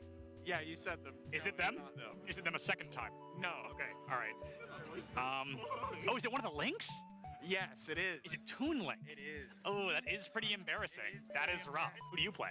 I'll give you $20 if you guess correctly right now. First try? Give me a single hint. It's an obscure character. Obscure character. Not played very often.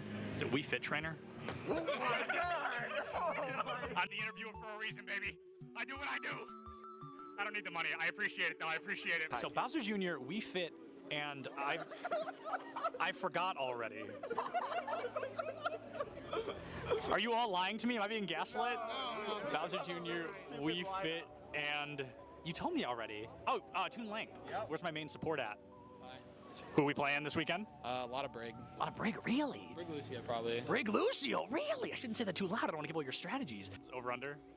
What do you mean over-under? Like, do we think we're going to podium? Do we think we're going to come in last place? Not last place. Not last place? Certainly not last. What about, 5th place? That's doable. That's doable? That's winnable? 3rd place? Third place. That's where things get dicey? That's very doable. Okay. First place? That's very doable. First place, very doable. Love it. That's the mindset. That's what he loves to hear. Yeah. Oh my god. Hold on. Cut the cameras. Well, who are you? Hello.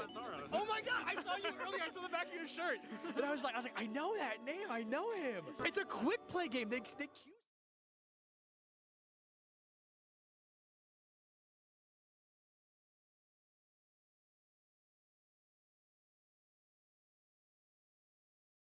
We're at the Collegiate Esports Commissioners Cup. Let's make some noise. Oh, and it's gonna jumped into it.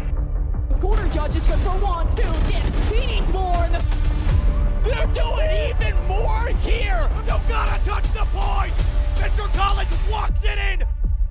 Toy Boy is gonna drop. Knife him. Right out in front. Yeah. 3, 2, 1. Johnny.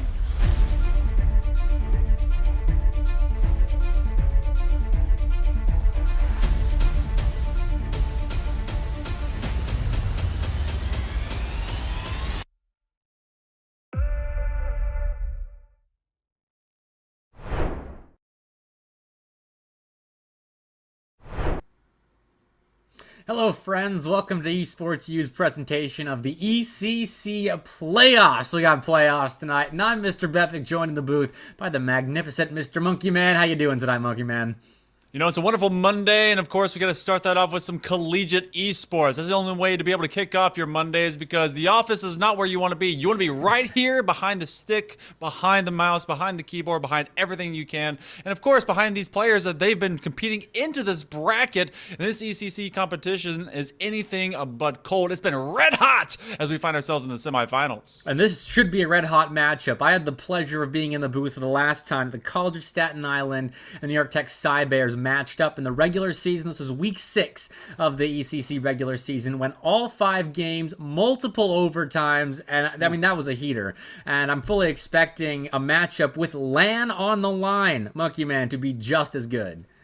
I land on April 22nd. It's going to be a wild one. That's a month after my birthday, so I've got to enjoy being 34 by that point. But they're going to be in Brooklyn, and it's the battle for New York. They've been doing that all over this entire division, this conference, and, you know, they're going to be doing it again. But it's decided tonight. You got Farmingdale. They're figuring out their A and B squad. Someone has to win between them. But this one, the Dolphins, the Cybears, these two teams, like you said before, they went the distance before, and we had a little bit of pre-game banter, pre-lobby banter with some of the, I think it was CSI, and they're like, this one's going to be a sweep this time. I wonder if that's going to be true.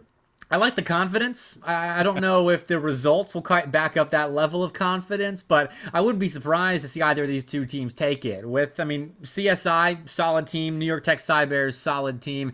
I mean, it was close in the regular season. It was New York Tech that came out on top of that. And if I remember correctly at the time, CSI was undefeated going into that matchup. They were 5-0, and I think the favorites heading in there. But New York Tech took it from them, and I guess with revenge on the line, maybe that's why we're seeing so much talk about the potential sweep.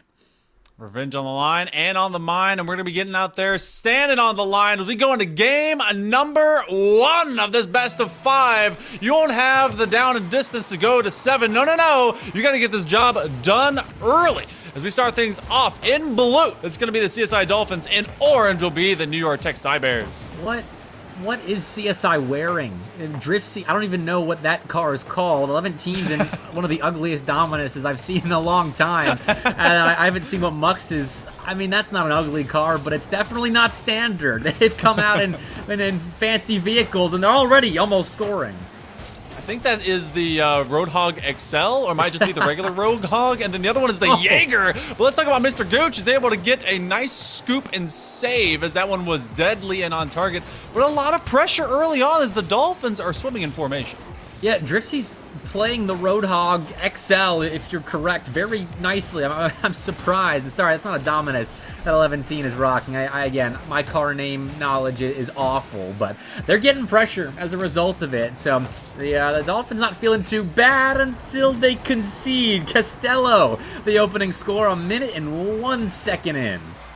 Costello in the Stocktain. How boring, but not boring, is this immediacy on the challenge. That one came off the wall, and then the rotation. They were thinking they could just drop that ball into the back corner, and that is the Ripper. I haven't seen that car in forever. That used to be the one I loved because an old school Wasteland where it had the weird concavity to the back corners. I used to love driving around that car. Oh, that map was mental. A throwback for sure. I can't believe those substandard maps were ranked once upon a time. I can't believe these cars are in a semifinals match with the spot on LAN on the line. They're going back and forth, so I guess we can stop talking about the car choices as finally CSI get there first. Hey, they're just so good. Doesn't matter what they're wearing. They're just putting these things on target. And Costello was expecting that next shot, that next touch to actually go in front of them to the opposite side post. But what a putback by, I think, Driftsy, as they just forced that one above. So, again, both of these teams trading some blows. But the difference right now, we've seen a lot of CSI running it downfield, and all of one mistake opened up that shot opportunity in favor of the Cybears. This is their first kind of extended play, and it's broken up by a nice demo in the midfield there by Driftsy. Off the ball movement, key here to create a little bit of space. And here's Mr. Gooch responding in kind. There's return fire. Mux takes out Deny before they can turn it into a score, and just like that, the waves have calmed, and we're back to even standing with CSI, back to their regularly scheduled programming, possessing the ball in spades. I don't think I've ever seen a Cybear, well, at all. But I don't think I've seen a Cybear having to swim against a Dolphin either. And they've been having to really dig deep into these riptides, as there have been a lot of shots ripped directly on target. Looking for the squishy save, and they will dunk it through. That is Mux. You got to be ready for him, because he'll get through too. And that is now the Dolphins taking the lead. That was creative. Mux faking Mr. Gooch and dunking Costello after deny.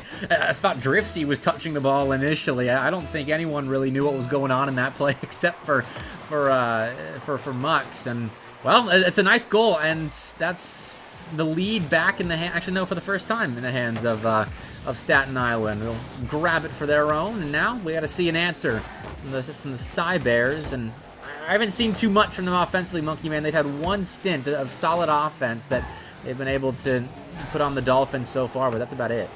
Yeah, this is not looking like, you know, you look into history of that Week 6 contest between both these schools. This is not looking like a school that had contended to go to game number 5. Right now, they're very slow, very asleep, very much not able to threaten much more than a single counter play, but multiple secondary, tertiary, quadriary, whatever number touches keep being found consecutively by the Dolphins. A setup to no one because Driftsy had rotated early, but this upfield pressure, I can understand why you're confused. If they'd had the lead, it feels like the Dolphins have just been in the lead the whole time, but they've only recently caught up. They make it double, though.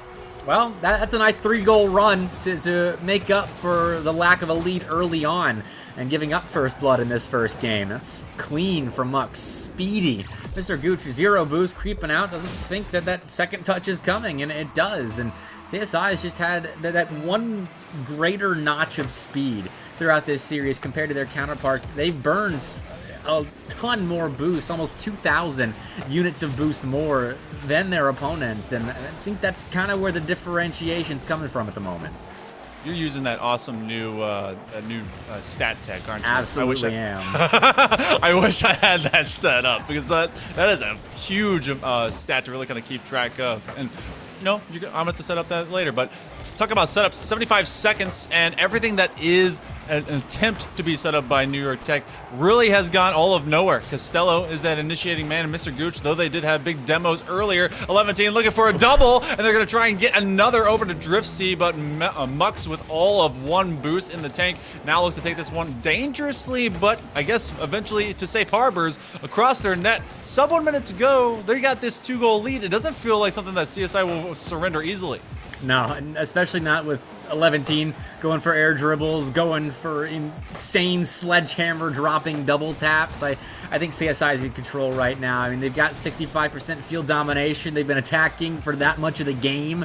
And with 30 seconds left, we have to see 2 seriously impressive counterattacks out of the Cybears, because that's all they've been able to score with thus far, and I feel like that's all they're going to be able to score with in the final waning moments. But here we go. There's one. I'm proven wrong.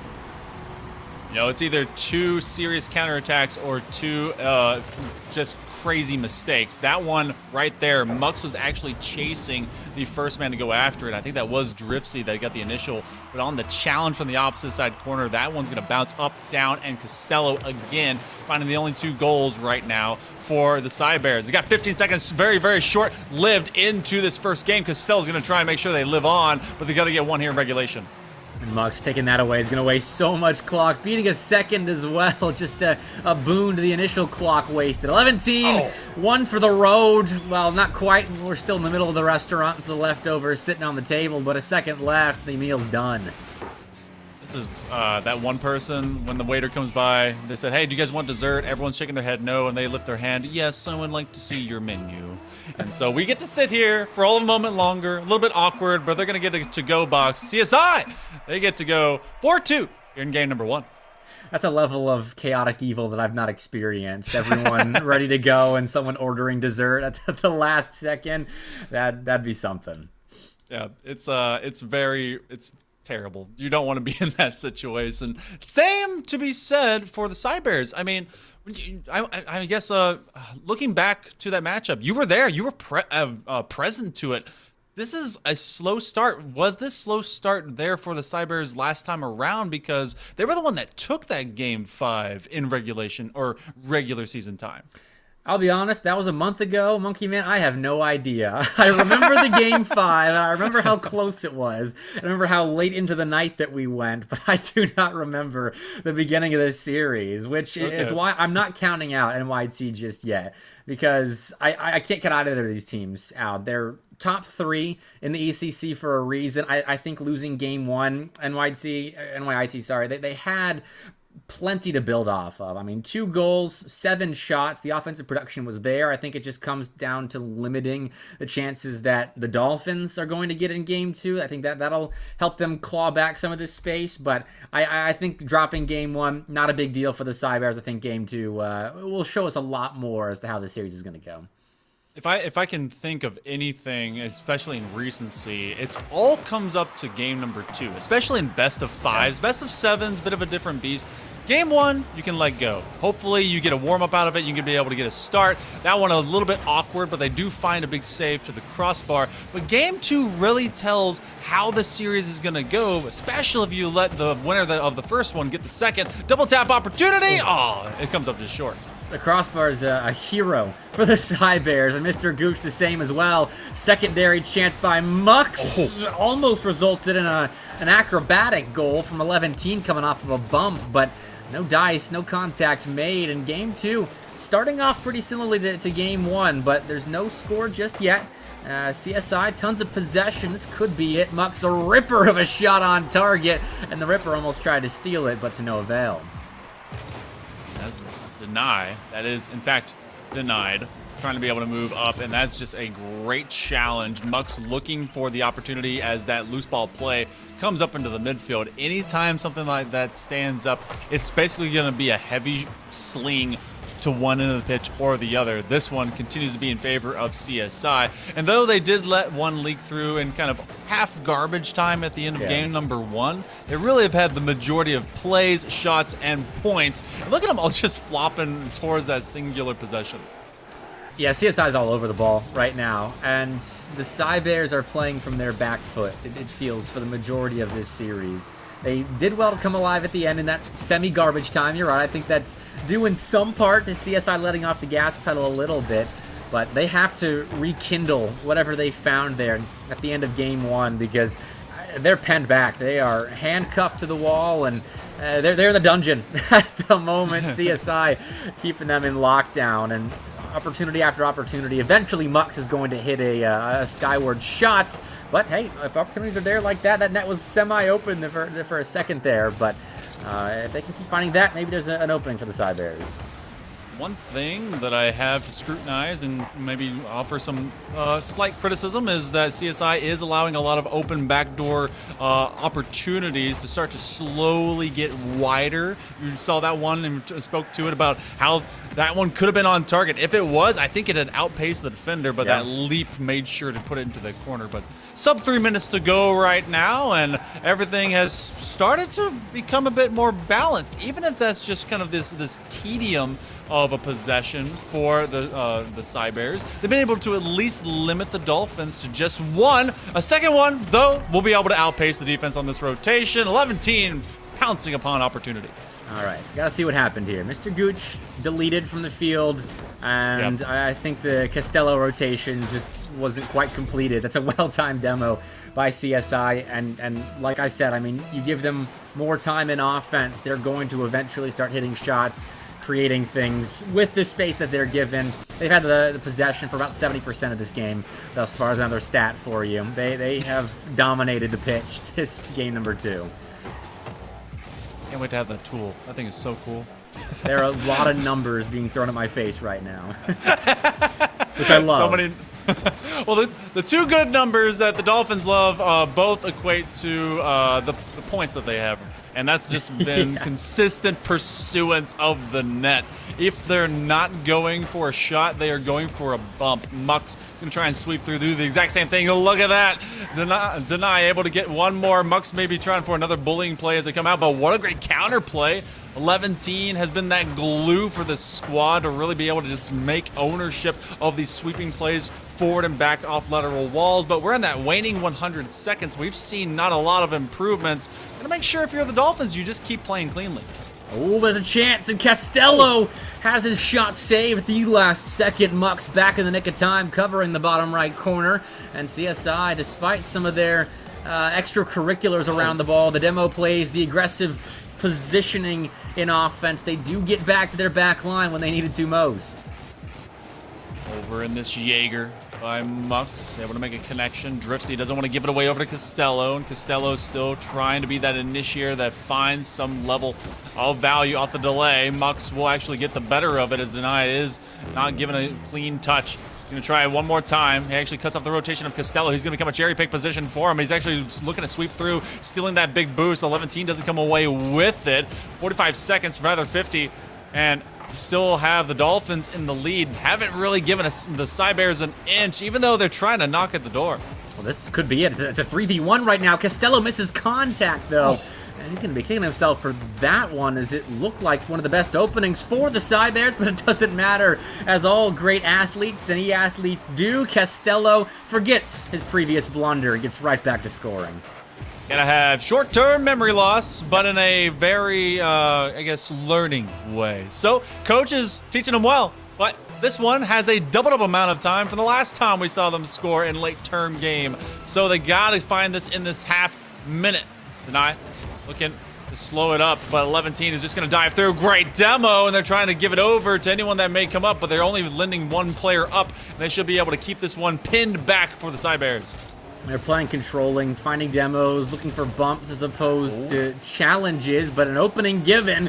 Driftsy using all of that Roadhog to push the ball to the corner, and 11 extends it over the midfield line. It'll have to be a 0-second play starting from that orange end. The Cybears desperately needing a goal here, and Mux just lets the ball fall. Lets game 2 come to them, and CSI 2-0 up over the Cybears right now. You know, we were talking to them in the pre-lobby, and even though New York Tech does, in fact, find the offensive advantage here, and it was CSI having to find a lot more saves, 4-2, but of those 6, 5 of them are coming from Costello, and you have the 1 assist off of Mr. Gooch on that play, but it was so late term in the game, Mr. Bepic, that it seems like CSI had a much more even venture throughout this game, and they were saying it was going to be a sweep. They're very much primed for that. And they're backing it up with their early game play. Their late game leaves a little bit to be desired, but that first 2.5 minutes of play from CSI has been dominating. They gave up that one first goal in game 1, but outside of that, they control the ball so nicely in the NYIT half for the first 2.5 minutes. And then it slips a little bit. Then NYIT has chances in the blue end. They're able to close down the field domination stat that I've got right next to me, but they're still getting outpaced. They're getting outboosted. The boost game firmly in control of the Dolphins as well. I think they've spent more than 1,500 units more than the Cybears the last 2 games, and that speed makes it so hard to play offense. The Cybears right now are playing Rocket League in an impossible difficulty. And they're doing a good job. It's manageable for them, but they're not getting over the hump and taking games. I give some leniency to a squad that lets their in-game slip just the tiniest bit. As long as the job gets done, that is the stat that matters the most. Getting the W versus the L, that part of the alphabet is what you love the most. That's why my last name is awesome. Go W's, go. But the first half minute of play, it's going to be CSI. Again, they're going to be taking that push and trying to find massive value from it. Same thing for Costello. If there is a shining light for the Cybears, it's Costello being able to at least find this net and keep them in this series. They've not been able to really kind of keep themselves in each game.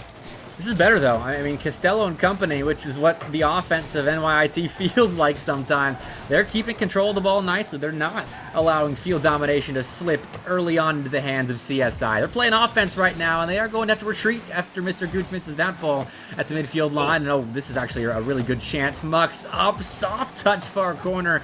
Won't hit the mark, but CSI nearly converted on their first real counterattack of the game. And it's just a quick update. The winner of this, I mean, if CSI hang on to their current series standing and take this series, they're playing Farmingdale A team on land in Brooklyn in those finals, Monkey Man. They were able to take down the B team. Farmingdale was 3-1 in their semifinal.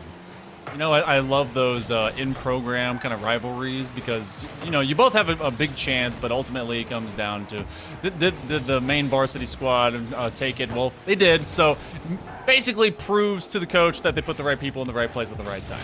But then you're going to be out of program, and you're going to see if you can be able to take it against another school, and that's going to be that big fight in Brooklyn. Can they disrupt? Costello gets a tiny piece of Driftsy's front bumper, and based on the scoring we've seen slowly dwindle between each of the first and second games, I can very much see this going to a 0-0 OT to have to decide that semifinalist moving into that land. I'm with you right now. This is so much more even than the previous 2 games. Good save by Costello to keep your semi-prediction intact. 11 trying to blow it up and is 50 all the way back. CSI using Driftsy on the back line to potentially find a clear, but now it's Mux all alone. Defense stuffed by Costello there. 11 in the vicinity of the ball and a clean double off the sidewall and a bit of a half chain dash as well. Just get a little bit of speed heading in the offensive direction, but we continue to go back and forth. CSI push back and NYIT push back in kind. Halfway point of this game come and gone. We're still 0-0. You're NYIT trying to really find those developing progressions to be able to do find these pushes upfield. And guess what? You're giving it to your ace in Costello. This was drawn up after this great challenge by Deny, and Costello just goes forth to try and find the first lead here in game number 3. Yeah. Space was given to Costello by 11, who's been solid. I mean, defensively, and he had plenty of boost right there. I think just side flipped. Costello made him pay. So the offense still running through Costello for the Side Bears, but they've got a lead again, and with 2 minutes left, this is a decent amount of time to have to defend, but it's not the 4.5 minutes they had to defend in game 1. That's going to be finding another counter clear, which this one could be very punishable. The breakaway, the foot race. 11 catches up and slaps what could have been a 2-goal lead just out of their hands. And again, Costello looking for their 4th goal here on the series, but Mux gets pushed back before that could start to develop. Waning 100 seconds. It's starting to feel a little bit faster for the Dolphins as the Side Bears have been able to at least hold this lead for a bit longer than before. Driftsy in immediate chase, and Costello, you know that even though he's been, you know, it's a team game, he's got to feel like all this responsibility kind of rests on him for getting those good first touches. Oh, no, absolutely. I mean, I don't think anyone else has scored a goal for NYIT this game, aside from Costello. I'll double-check that, but at the moment, Costello is getting the best touches, the best opportunities for the Side Bears. And here's another one, but no boost. Big demo, Mr. Gooch, though, on the back line, being just as clutch as his counterpart in the offensive end. The captain steps up for that save. 50 seconds to go. 11 looking for a pass. Can't quite adjust. They ran out of that tank boost. Whatever units or otherwise, gallons of boost or otherwise. I don't know if they're on the metric system or one way or another, but as this tick-tock of the clock rings a little bit louder, you gotta watch out if you're the defense. That's a floater looking for another adjustment. 11 comes from that upper 90, but look where everyone is for the Dolphins. They're all a little bit clogged up in this corner, and they're going side to side, able to keep the Side Bears very much locked into their back third. One big dive and another save by Costello to keep it up 1-0. The Dolphins are throwing everything they've got at the offensive end at the moment, and for good reason. They can end this series with a sweep if they take game 3, but they need a goal in regulation first before they can think about an overtime, and looking like a 0-0's play again. That miss from Costello, dangerous. He's low boost, but so's Drifts. He somehow keeps the ball up, but on 0, forced into a regulation loss. NYIT hold that 1-goal lead all the way to a game win. And now we start to think maybe this reverse sweep's possible. It's, hey, you know what? The only way you can start going in reverse, you got to start getting momentum. And so finally, the Side Bears, they grab a little bit of that. A big counterplay turns in Costello, again, being the lone goal scorer, but that shining light is a bit brighter for NYIT. 6 saves and 4 shots, definitely stuck under a salvo of pressure as CSI was trying to turn them into diamonds, but they're the ones that run away with the gems. So even under that just this insane amount of push, they couldn't break through at the interim in game 3. What's crazy as well is in that final minute, I think CSI had the majority of their shots. Like at about the 90-second mark, they were at 3, and they ended with 8. So I'm wondering where that offense from CSI was the rest of the game, because they once again stuck the Cybears in the dungeon, but they must have had the key or something there at the end, because they were saving everything and they escaped with the win. So we'll see what the Dolphins are able to do opening up Game 4, but now little bits of pressure start to mount on you if you're CSI. And this big situation, you've gone to Game 5 with this team before, you start to think, are we about to give up a reverse sweep? Swagger, the confidence, that's half the battle. The other half is making sure you actually get the job done. We go Game 4, so Dolphins, you guys were telling me it was a sweep. Easy peasies were in the chat, but that didn't happen. So now it's all of a mystery, and look, the meme car is gone. Off the Jaeger, they're going full serious mode. I think they're all in Phoenix, so they mean business right now. The Dolphins do, and maybe that was the plan going in. Play the meme cards until we drop a game, and then sit up in your gamer stance, force Costello into impossible situations. But somehow Costello gets out of that first one. Mr. Gooch transition shut down by Mux, and Driftsy, fresh out of the Roadhog, beaten by Deny here. Drop down to Costello, but this is a big win for 11-team.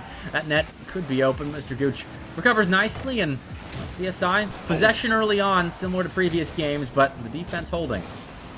That's because of good old Costello and Mr. Gooch. They've been able to really kind of get those big shovels and dig their way out of very difficult situations. And again, look at this challenge game. Working on the perimeter by just sending players and being able to get them moved away.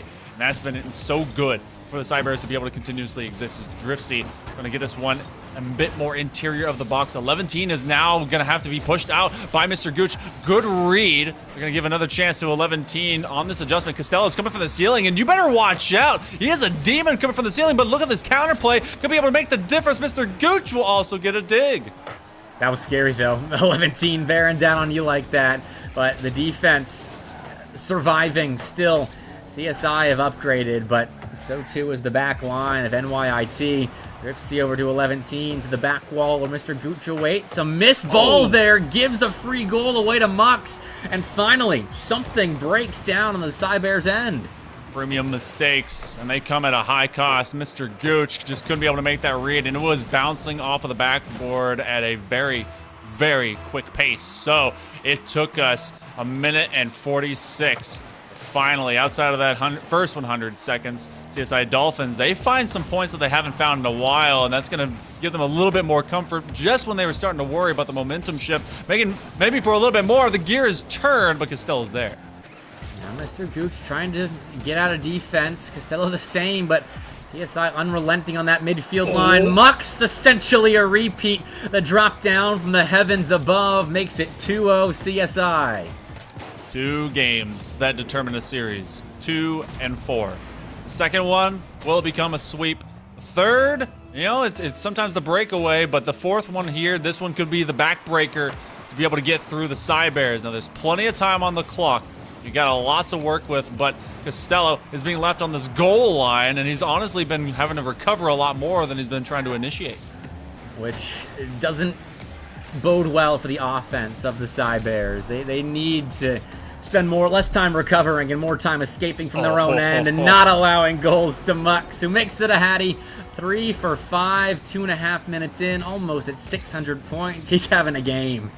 This is a replication of a Falcons move. These collegiate players got to see the major, and that one, yeah, they even call it Ahmad, yes, pulling out the good bouncers to bring that in the net. I was about to comment on how this defense was looking very majors grand final worthy. Well, so is the offense now starting to pop off. Oh, there's one more. Why not? This time it's 11-team and Driftsy getting involved instead of just Mux carrying the load for CSI. But this has gotten out of hand for the Cybears. They're back to giving up 70% field domination. They're back to being out-boosted by 1,500 units. They're back to being a solid 10 kilometers per hour less average speed as a team compared to CSI. They're just playing slower, and they're playing a whole heck of a lot more defense. You saying that you need fuel to go in these cars? That's crazy. Yeah, to go fast. to go quick. but also the takeaways that we've seen. I do wonder about the demo stat that kind of exists with that. Look at the pre-jump, just kind of trampoline pass, trying to get it in the continuation motion with 4 up. Usually you see this kind of difference, and this should be the end of the game, for the most part at least. We still have just under 2 minutes to go, and that might end up being the score that takes us the distance in favor of CSI, but there's still some measure of probability or possibility left on this clock. You just have to get the Cybears running a bit more north and south, and it's been very hard to do with all this extra ball control by the Dolphins. Absolutely. You mentioned it. You wanted the demo stat. Here you go, Monkey Man. The 2 games that CSI has won. They've had 6 demos and 5 demos. Game 1 and 2 respectively. Game 3, they had 2 demos. And in this game, thus far, they have racked up 5 demos already. So blow up your opponent 5+ times, you'll win the game. Is the recipe for success for the Dolphins. Hey, you know what? We saw a couple of those almost turn into goals outright from a demo play themselves. Driftsy, individual play. They're going to look for a dunk, but a great takeaway by Mr. Gooch. They can take that small victory, but the larger one is still resting in the hands of the Dolphins as long as they do not squander this lead. Seems a very difficult thing to do. Honestly, I think it would be harder for them to try and score 4 against themselves than to be able to just hold this, but 40 seconds, and they are all of that time away from punching their ticket to that big Brooklyn land, and they're looking to get this one done. They want it as a sweep, but this one's just a tick away from being just the same. Driftsy almost allowed to shoot right there. You can't be allowing shots like that. I'm flustered. The defense is flustered. The Cybears, I think, have run out of gas here, Monkey Man. The Dolphins have been indomitable in offense. I mean, their speed, their execution has been perfect in Game 4. I think this series is about over. Yep. This one had all the makings of being a classic. Well, it was less of a rerun and more of a speed run in favor of CSI. 15 seconds to go. Muck's trying for one more setup if they can. They may have final offensive looks. And Costello, you know what? MVP in my book, at least on his own team side. Otherwise, this one was all cooking, and it's in the books for the Dolphins. They'll be heading to Brooklyn to decide the ECC finals. That was crazy. I mean, what will the series look like if they started in Phoenix instead of a Ripper or whatever the other crazy kind of ugly cars were? I mean, 5-0, and they had, what was that, 16 shots in that game? That's insane. Yeah, it's an absolute 0 shots by the Cybears. Wow. That is a stat and a half. Add that to that gizmo, because this was an output. This was a performance. This was great by CSI.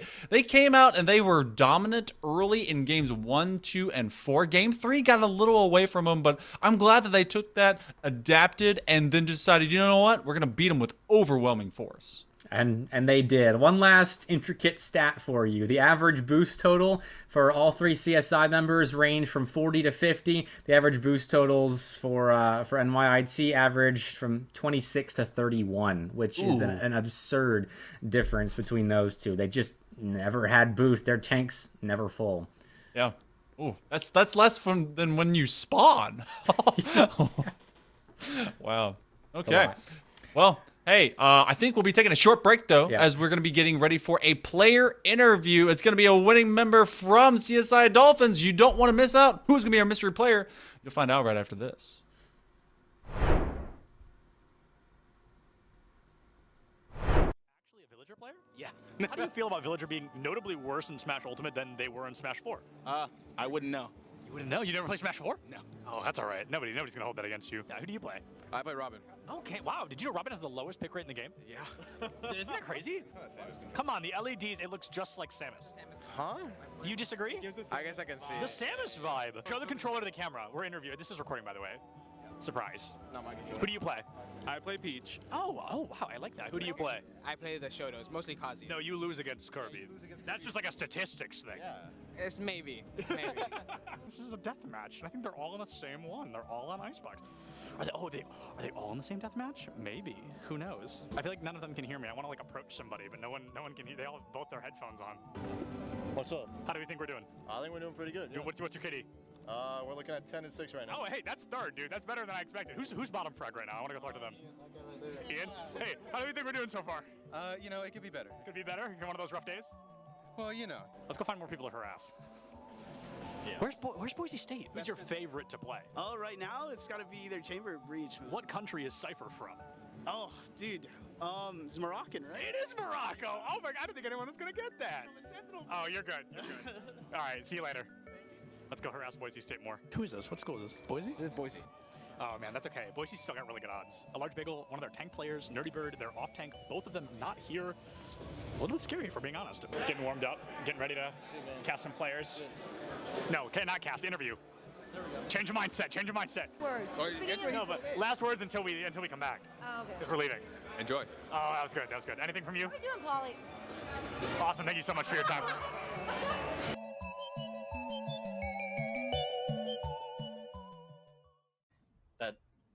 That's why we're here, right? This is why a lot of people are trying to figure out, how do we replicate what you guys are doing? How do they do what you guys are doing to a degree, or why are you guys doing what you're doing to a degree? But to kind of, I think, focus in then a little bit more, I want to talk about gameplay a little bit before we jump into business and all of the other stuff. Jensen, this one's for you, right? I want to talk a little bit about this because to someone like me who's traditionally a League of Legends fan and all that, I know that you've been a coach that's been all over the world. You've worked with a lot of different professional teams and different regions. My question, I think a lot of people want to know, how did you end up at Maryville and why a North American collegiate college? What was the draw, or what brought you here? How did you get to this point? When I first came to NA, I worked with Immortals, with the academy team, and I realized that there's a lot of cultural challenges that exist that's very unique to NA and esports, right? Where there's this very interesting intersection, because unlike traditional sports, in esports, players, they don't start training under a structure or a system or a coach. From a very early age, which is what happens if you want to pick up any other sport, right? Like you start going to community events or whatsoever, and then you start developing your skills and your literacy of the game from the age of 6 or 7, and you're very used to working in a team environment, a coaching environment. But in esports and for League of Legends, a lot of times players, they go through they go up, they climb the ranks in solo queue where everything is basically self-taught, and then all of a sudden they need to be placed into a team environment. And I realized that this is something that the Asian teams got right, where they had these B teams. They have the B houses in Korea and Taiwan. You would spend almost close to a year just being a understudy or training partner for the team before you even join an academy team in the first place. And in China, they have like these massive B team systems with like lots of players in them. The moment you hit a certain rank on the ladder, they fly you in. You are then boot camping for a month there at the facility, and depending on how well you do, they then decide whether to retain you on as a training partner or as a trainee in whatever capacity, given how well you perform in those scenarios. So the West was very lacking in all of this, and culturally to do the same things and try to replicate the B house environment or what they do in China or Taiwan would not be possible to do. But the West has a very successful model of developing sports and talent, especially in America, when that is in the collegiate space. So I looked at this, I saw the resources that was available, and when Clerky pitched his vision to me, it's like, yeah, this is what I think should be the future for development in the NA ecosystem for esports. Oh, right on. And I think, well, maybe let's follow up on that a little bit then. Because Dan, okay, so Dan, you pick up Jensen, you've got this going. I think that's going to be my question then is, or to any other schools that want to be competitive like you guys on that level, is this something that we should be expecting to see in the future, right? Is this now, the standard that you guys, Jensen, you and Dan, do you guys feel that this, if every college across the nation starts doing this, if they start, recruiting coaches like Jensen and trying to build this atmosphere, is this going to be the next standard, or is this something that's very successful that, obviously it's proven to work, but is it sustainable? Is it possible for everyone, or maybe not everyone, but right, the greater sense of the industry and the ecosystem? How do you guys feel about that? It's a dream of mine, obviously, to get to a point in the future where every university has an esports team that's taken seriously, and every day they report to practice. It's an improvement-driven mindset across the whole program. I think for me though, like the reason isn't necessarily like to see like a March Madness with millions of dollars flowing through it. For me, it's a little bit more simpler than that. The reason why this is my vision is just because it's best for player development and just players in general. What we see in tier 2 ecosystems almost across the industry, that's like below academy, I would say, like right before you, I would consider academy professional, because you're making a salary, higher salary than exists in a lot of semi-pro sports actually. But in the tier 2 ecosystem, you kind of go from like your parents' bedroom making no money on a Discord server with a coach that hasn't been certified by any national body, to playing academy, and that's horrifying to me. So while I don't see collegiate as being, or maybe it does end up being this way, but it doesn't have to be the definitive path to pro. I want it to at least be an option, like a parallel option, similar to how you can go through the Canadian hockey system, where you can choose to spend a couple extra years developing and maturing physically and emotionally in the NCAA model before you go to the show in the NHL. I'd like to see that reality in esports. This isn't something where there's a century of history to the competition. So it's a very powerful tool, especially when you're trying to convince your parents that this is a worthwhile pursuit, that you can get a college degree.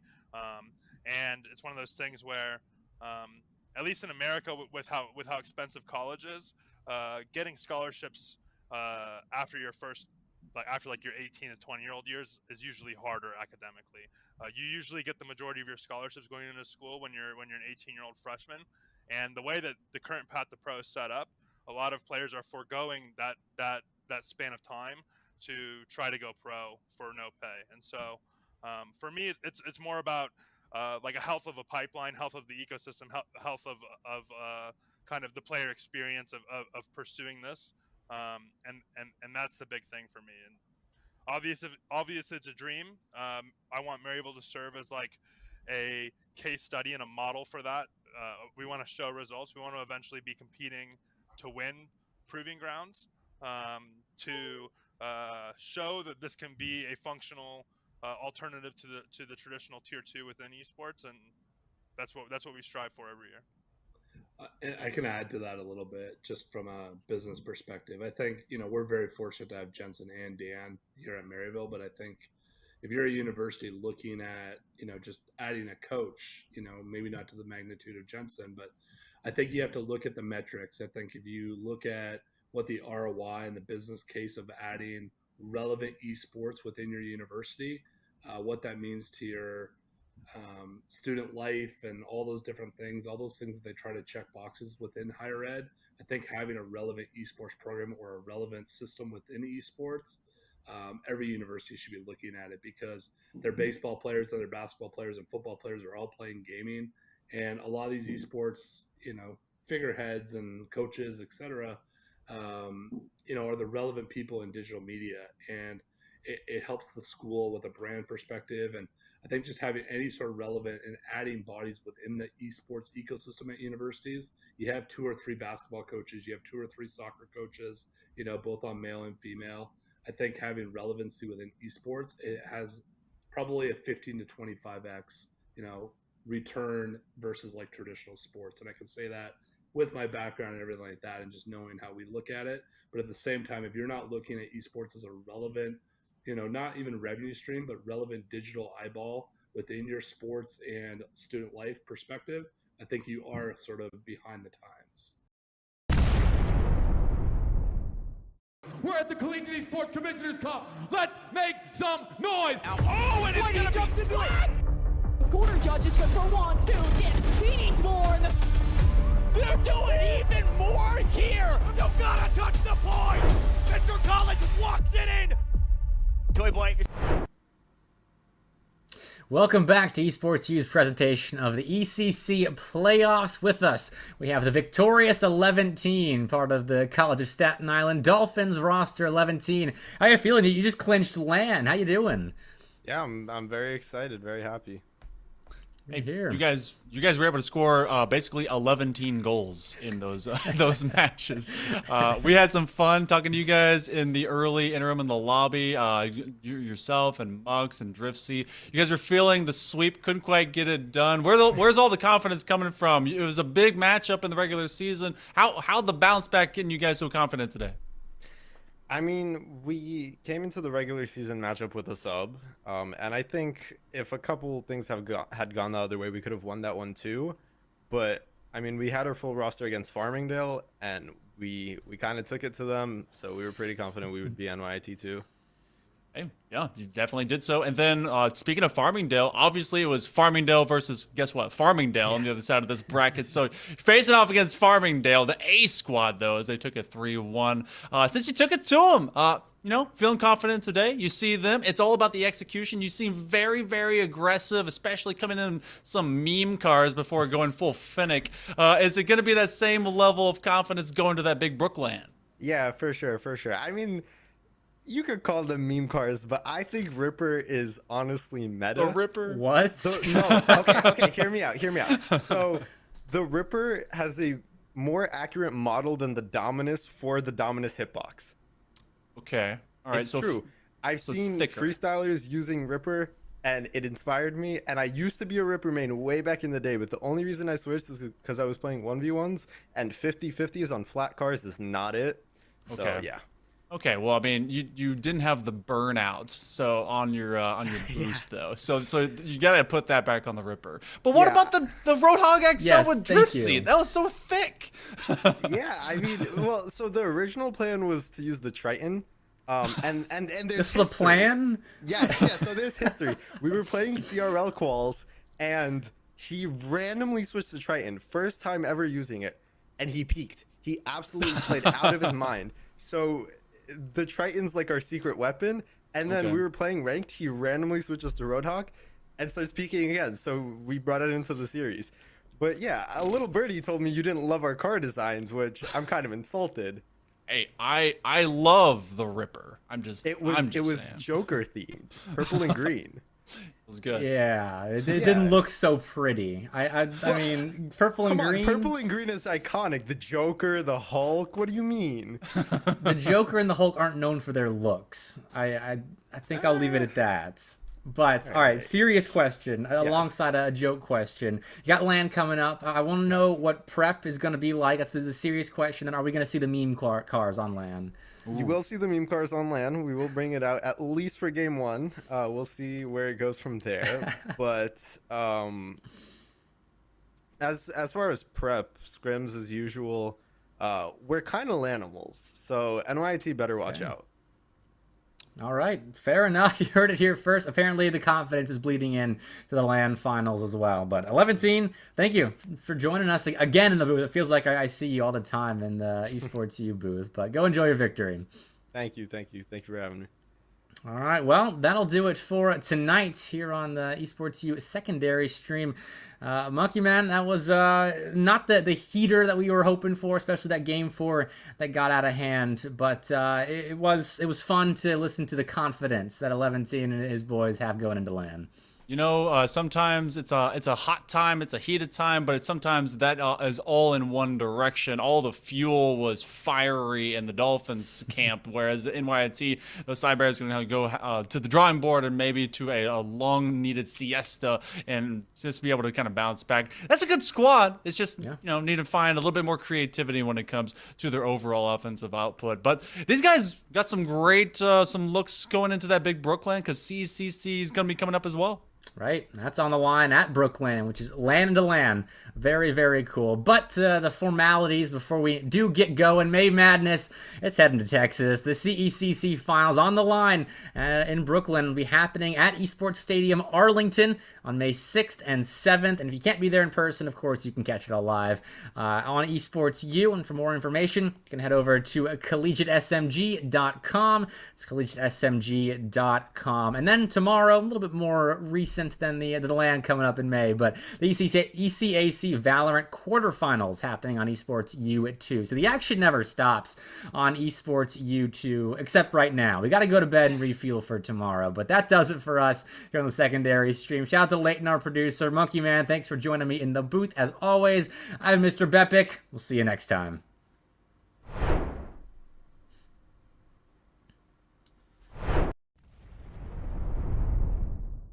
We're at the Collegiate Esports Commissioners Cup. Let's make some noise. Oh, and it's gonna jumped into it. This corner judge is good for 1, 2, dip. He needs more. And they're doing even more here. You gotta touch the point. Mr. Collins walks it in. Toy Boy is gonna drop. Knife him. Right out in front. Yeah. 3, 2, 1. Running.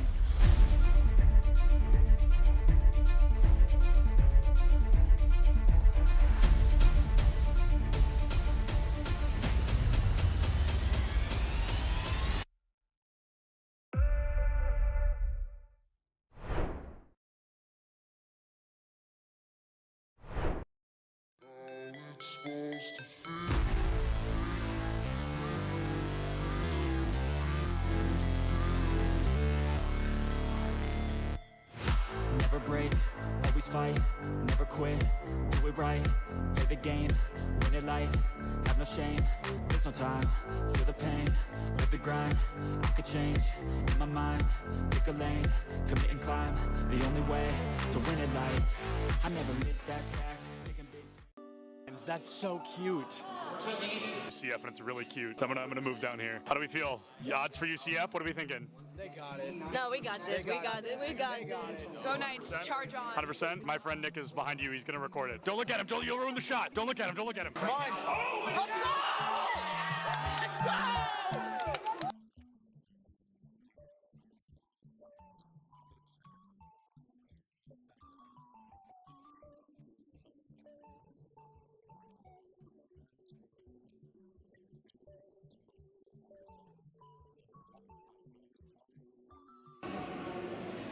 My smile's probably really creepy. I was just being weird. Oh, I love being in the shadows, though. Big shout out to the shadows. We could interview Dilly just because I think he's handsome. You weren't supposed to hear. Here's the thing about the event. I'm the greatest that's ever lived. Literally true. I know him. I think everyone knows that. I think everyone's aware of that. Hey, do you have a VIP access badge on? I actually have an all access. Oh, an all access. I thought it said VIP access. And that's only available for the best. That's true. He's right. That's a main stage TO right there. If this goes live, I'm suing everybody. It's all right. A video of me, the first clip is me saying, don't put that in. And then it was the first, cut the cameras. Oh, you're recording already? Great. So this is this is Bay State versus UCF. I believe something that we saw yesterday on day one of the tournament, but instead we're going to have that run back here. I think they're fighting for a spot in Grand Finals. Anarchy, one of the best Greninja players in the United States, currently struggling against a Terry. Terry notorious for that DLC privilege, being a very strong character with some very strong abilities. Greninja, not so much, considered one of the weaker characters in the game. The Falco player, one of the best in the United States, and he just got spiked by a Terry. Same Terry that took out Anarchy literally minutes ago. UCF still up by 2 stocks. This guy is looking to rip this team apart single-handedly. That is, I mean, nuts, to say the very least. Absolutely absurd. That was a disgusting spike. I cannot believe that happened. Will you hold the microphone so I can sign this? Sorry. For context, he's got a fan. He's actually signing something. He's so excited. What was it like to not hear my voice for 2 minutes? For 30 seconds, maybe. What was it like? Probably bliss. I was signing a mouse pad, which is really cool. I've never done that before. Nobody's ever asked me for a signature, so I'm going to start blushing, but I'm really excited about that. And then he wants a picture. Can you take a picture of us? I said, is it bad? She went, no. I'm going to go ahead and take that as a yes. Turns out I can't tie a tie sitting down. What do you think is the appropriate face-to-screen ratio for a Valorant player? Face to screen, like how close I sit? Yeah, like how close should a player sit? Personally, I play really, really close. I think it depends on your eyesight, but for me, I like playing close because it helps me focus on my crosshair. Is the value of sitting close, the crosshair being the only thing in your line of sight? Yeah, that's pretty much the main benefit of it. It's so funny how close some of these guys sit. Oh my goodness. What do you think is the healthy face-to-screen distance for a Valorant player? I think it's all kind of personal preference. I guess I would consider myself like pretty close when I play because I like to like zone in on my crosshair. It is the second person to say that. It's all about the crosshair. And then what's up with the horizontal keyboard? I don't know, like it just kind of fits like the form when I'm close to monitor. Like I don't know, it might sound cringy, but I like to like be one with my gun, you know? No, bro, I feel it. I feel it absolutely.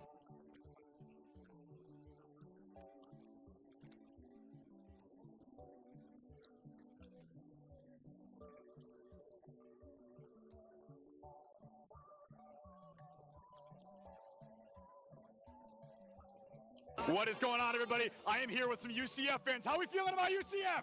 Let's go! Let's go! We've got a bunch of UCF fans in the crowd right now. UCF, they're up by a single game. They're looking to find their third and possibly final, secure a spot moving forward. Things looking great for them against Northwood here today. This guy's playing Minecraft right now. He keeps double building instead of placing the dirt. Pressure's on, man. Everybody's watching.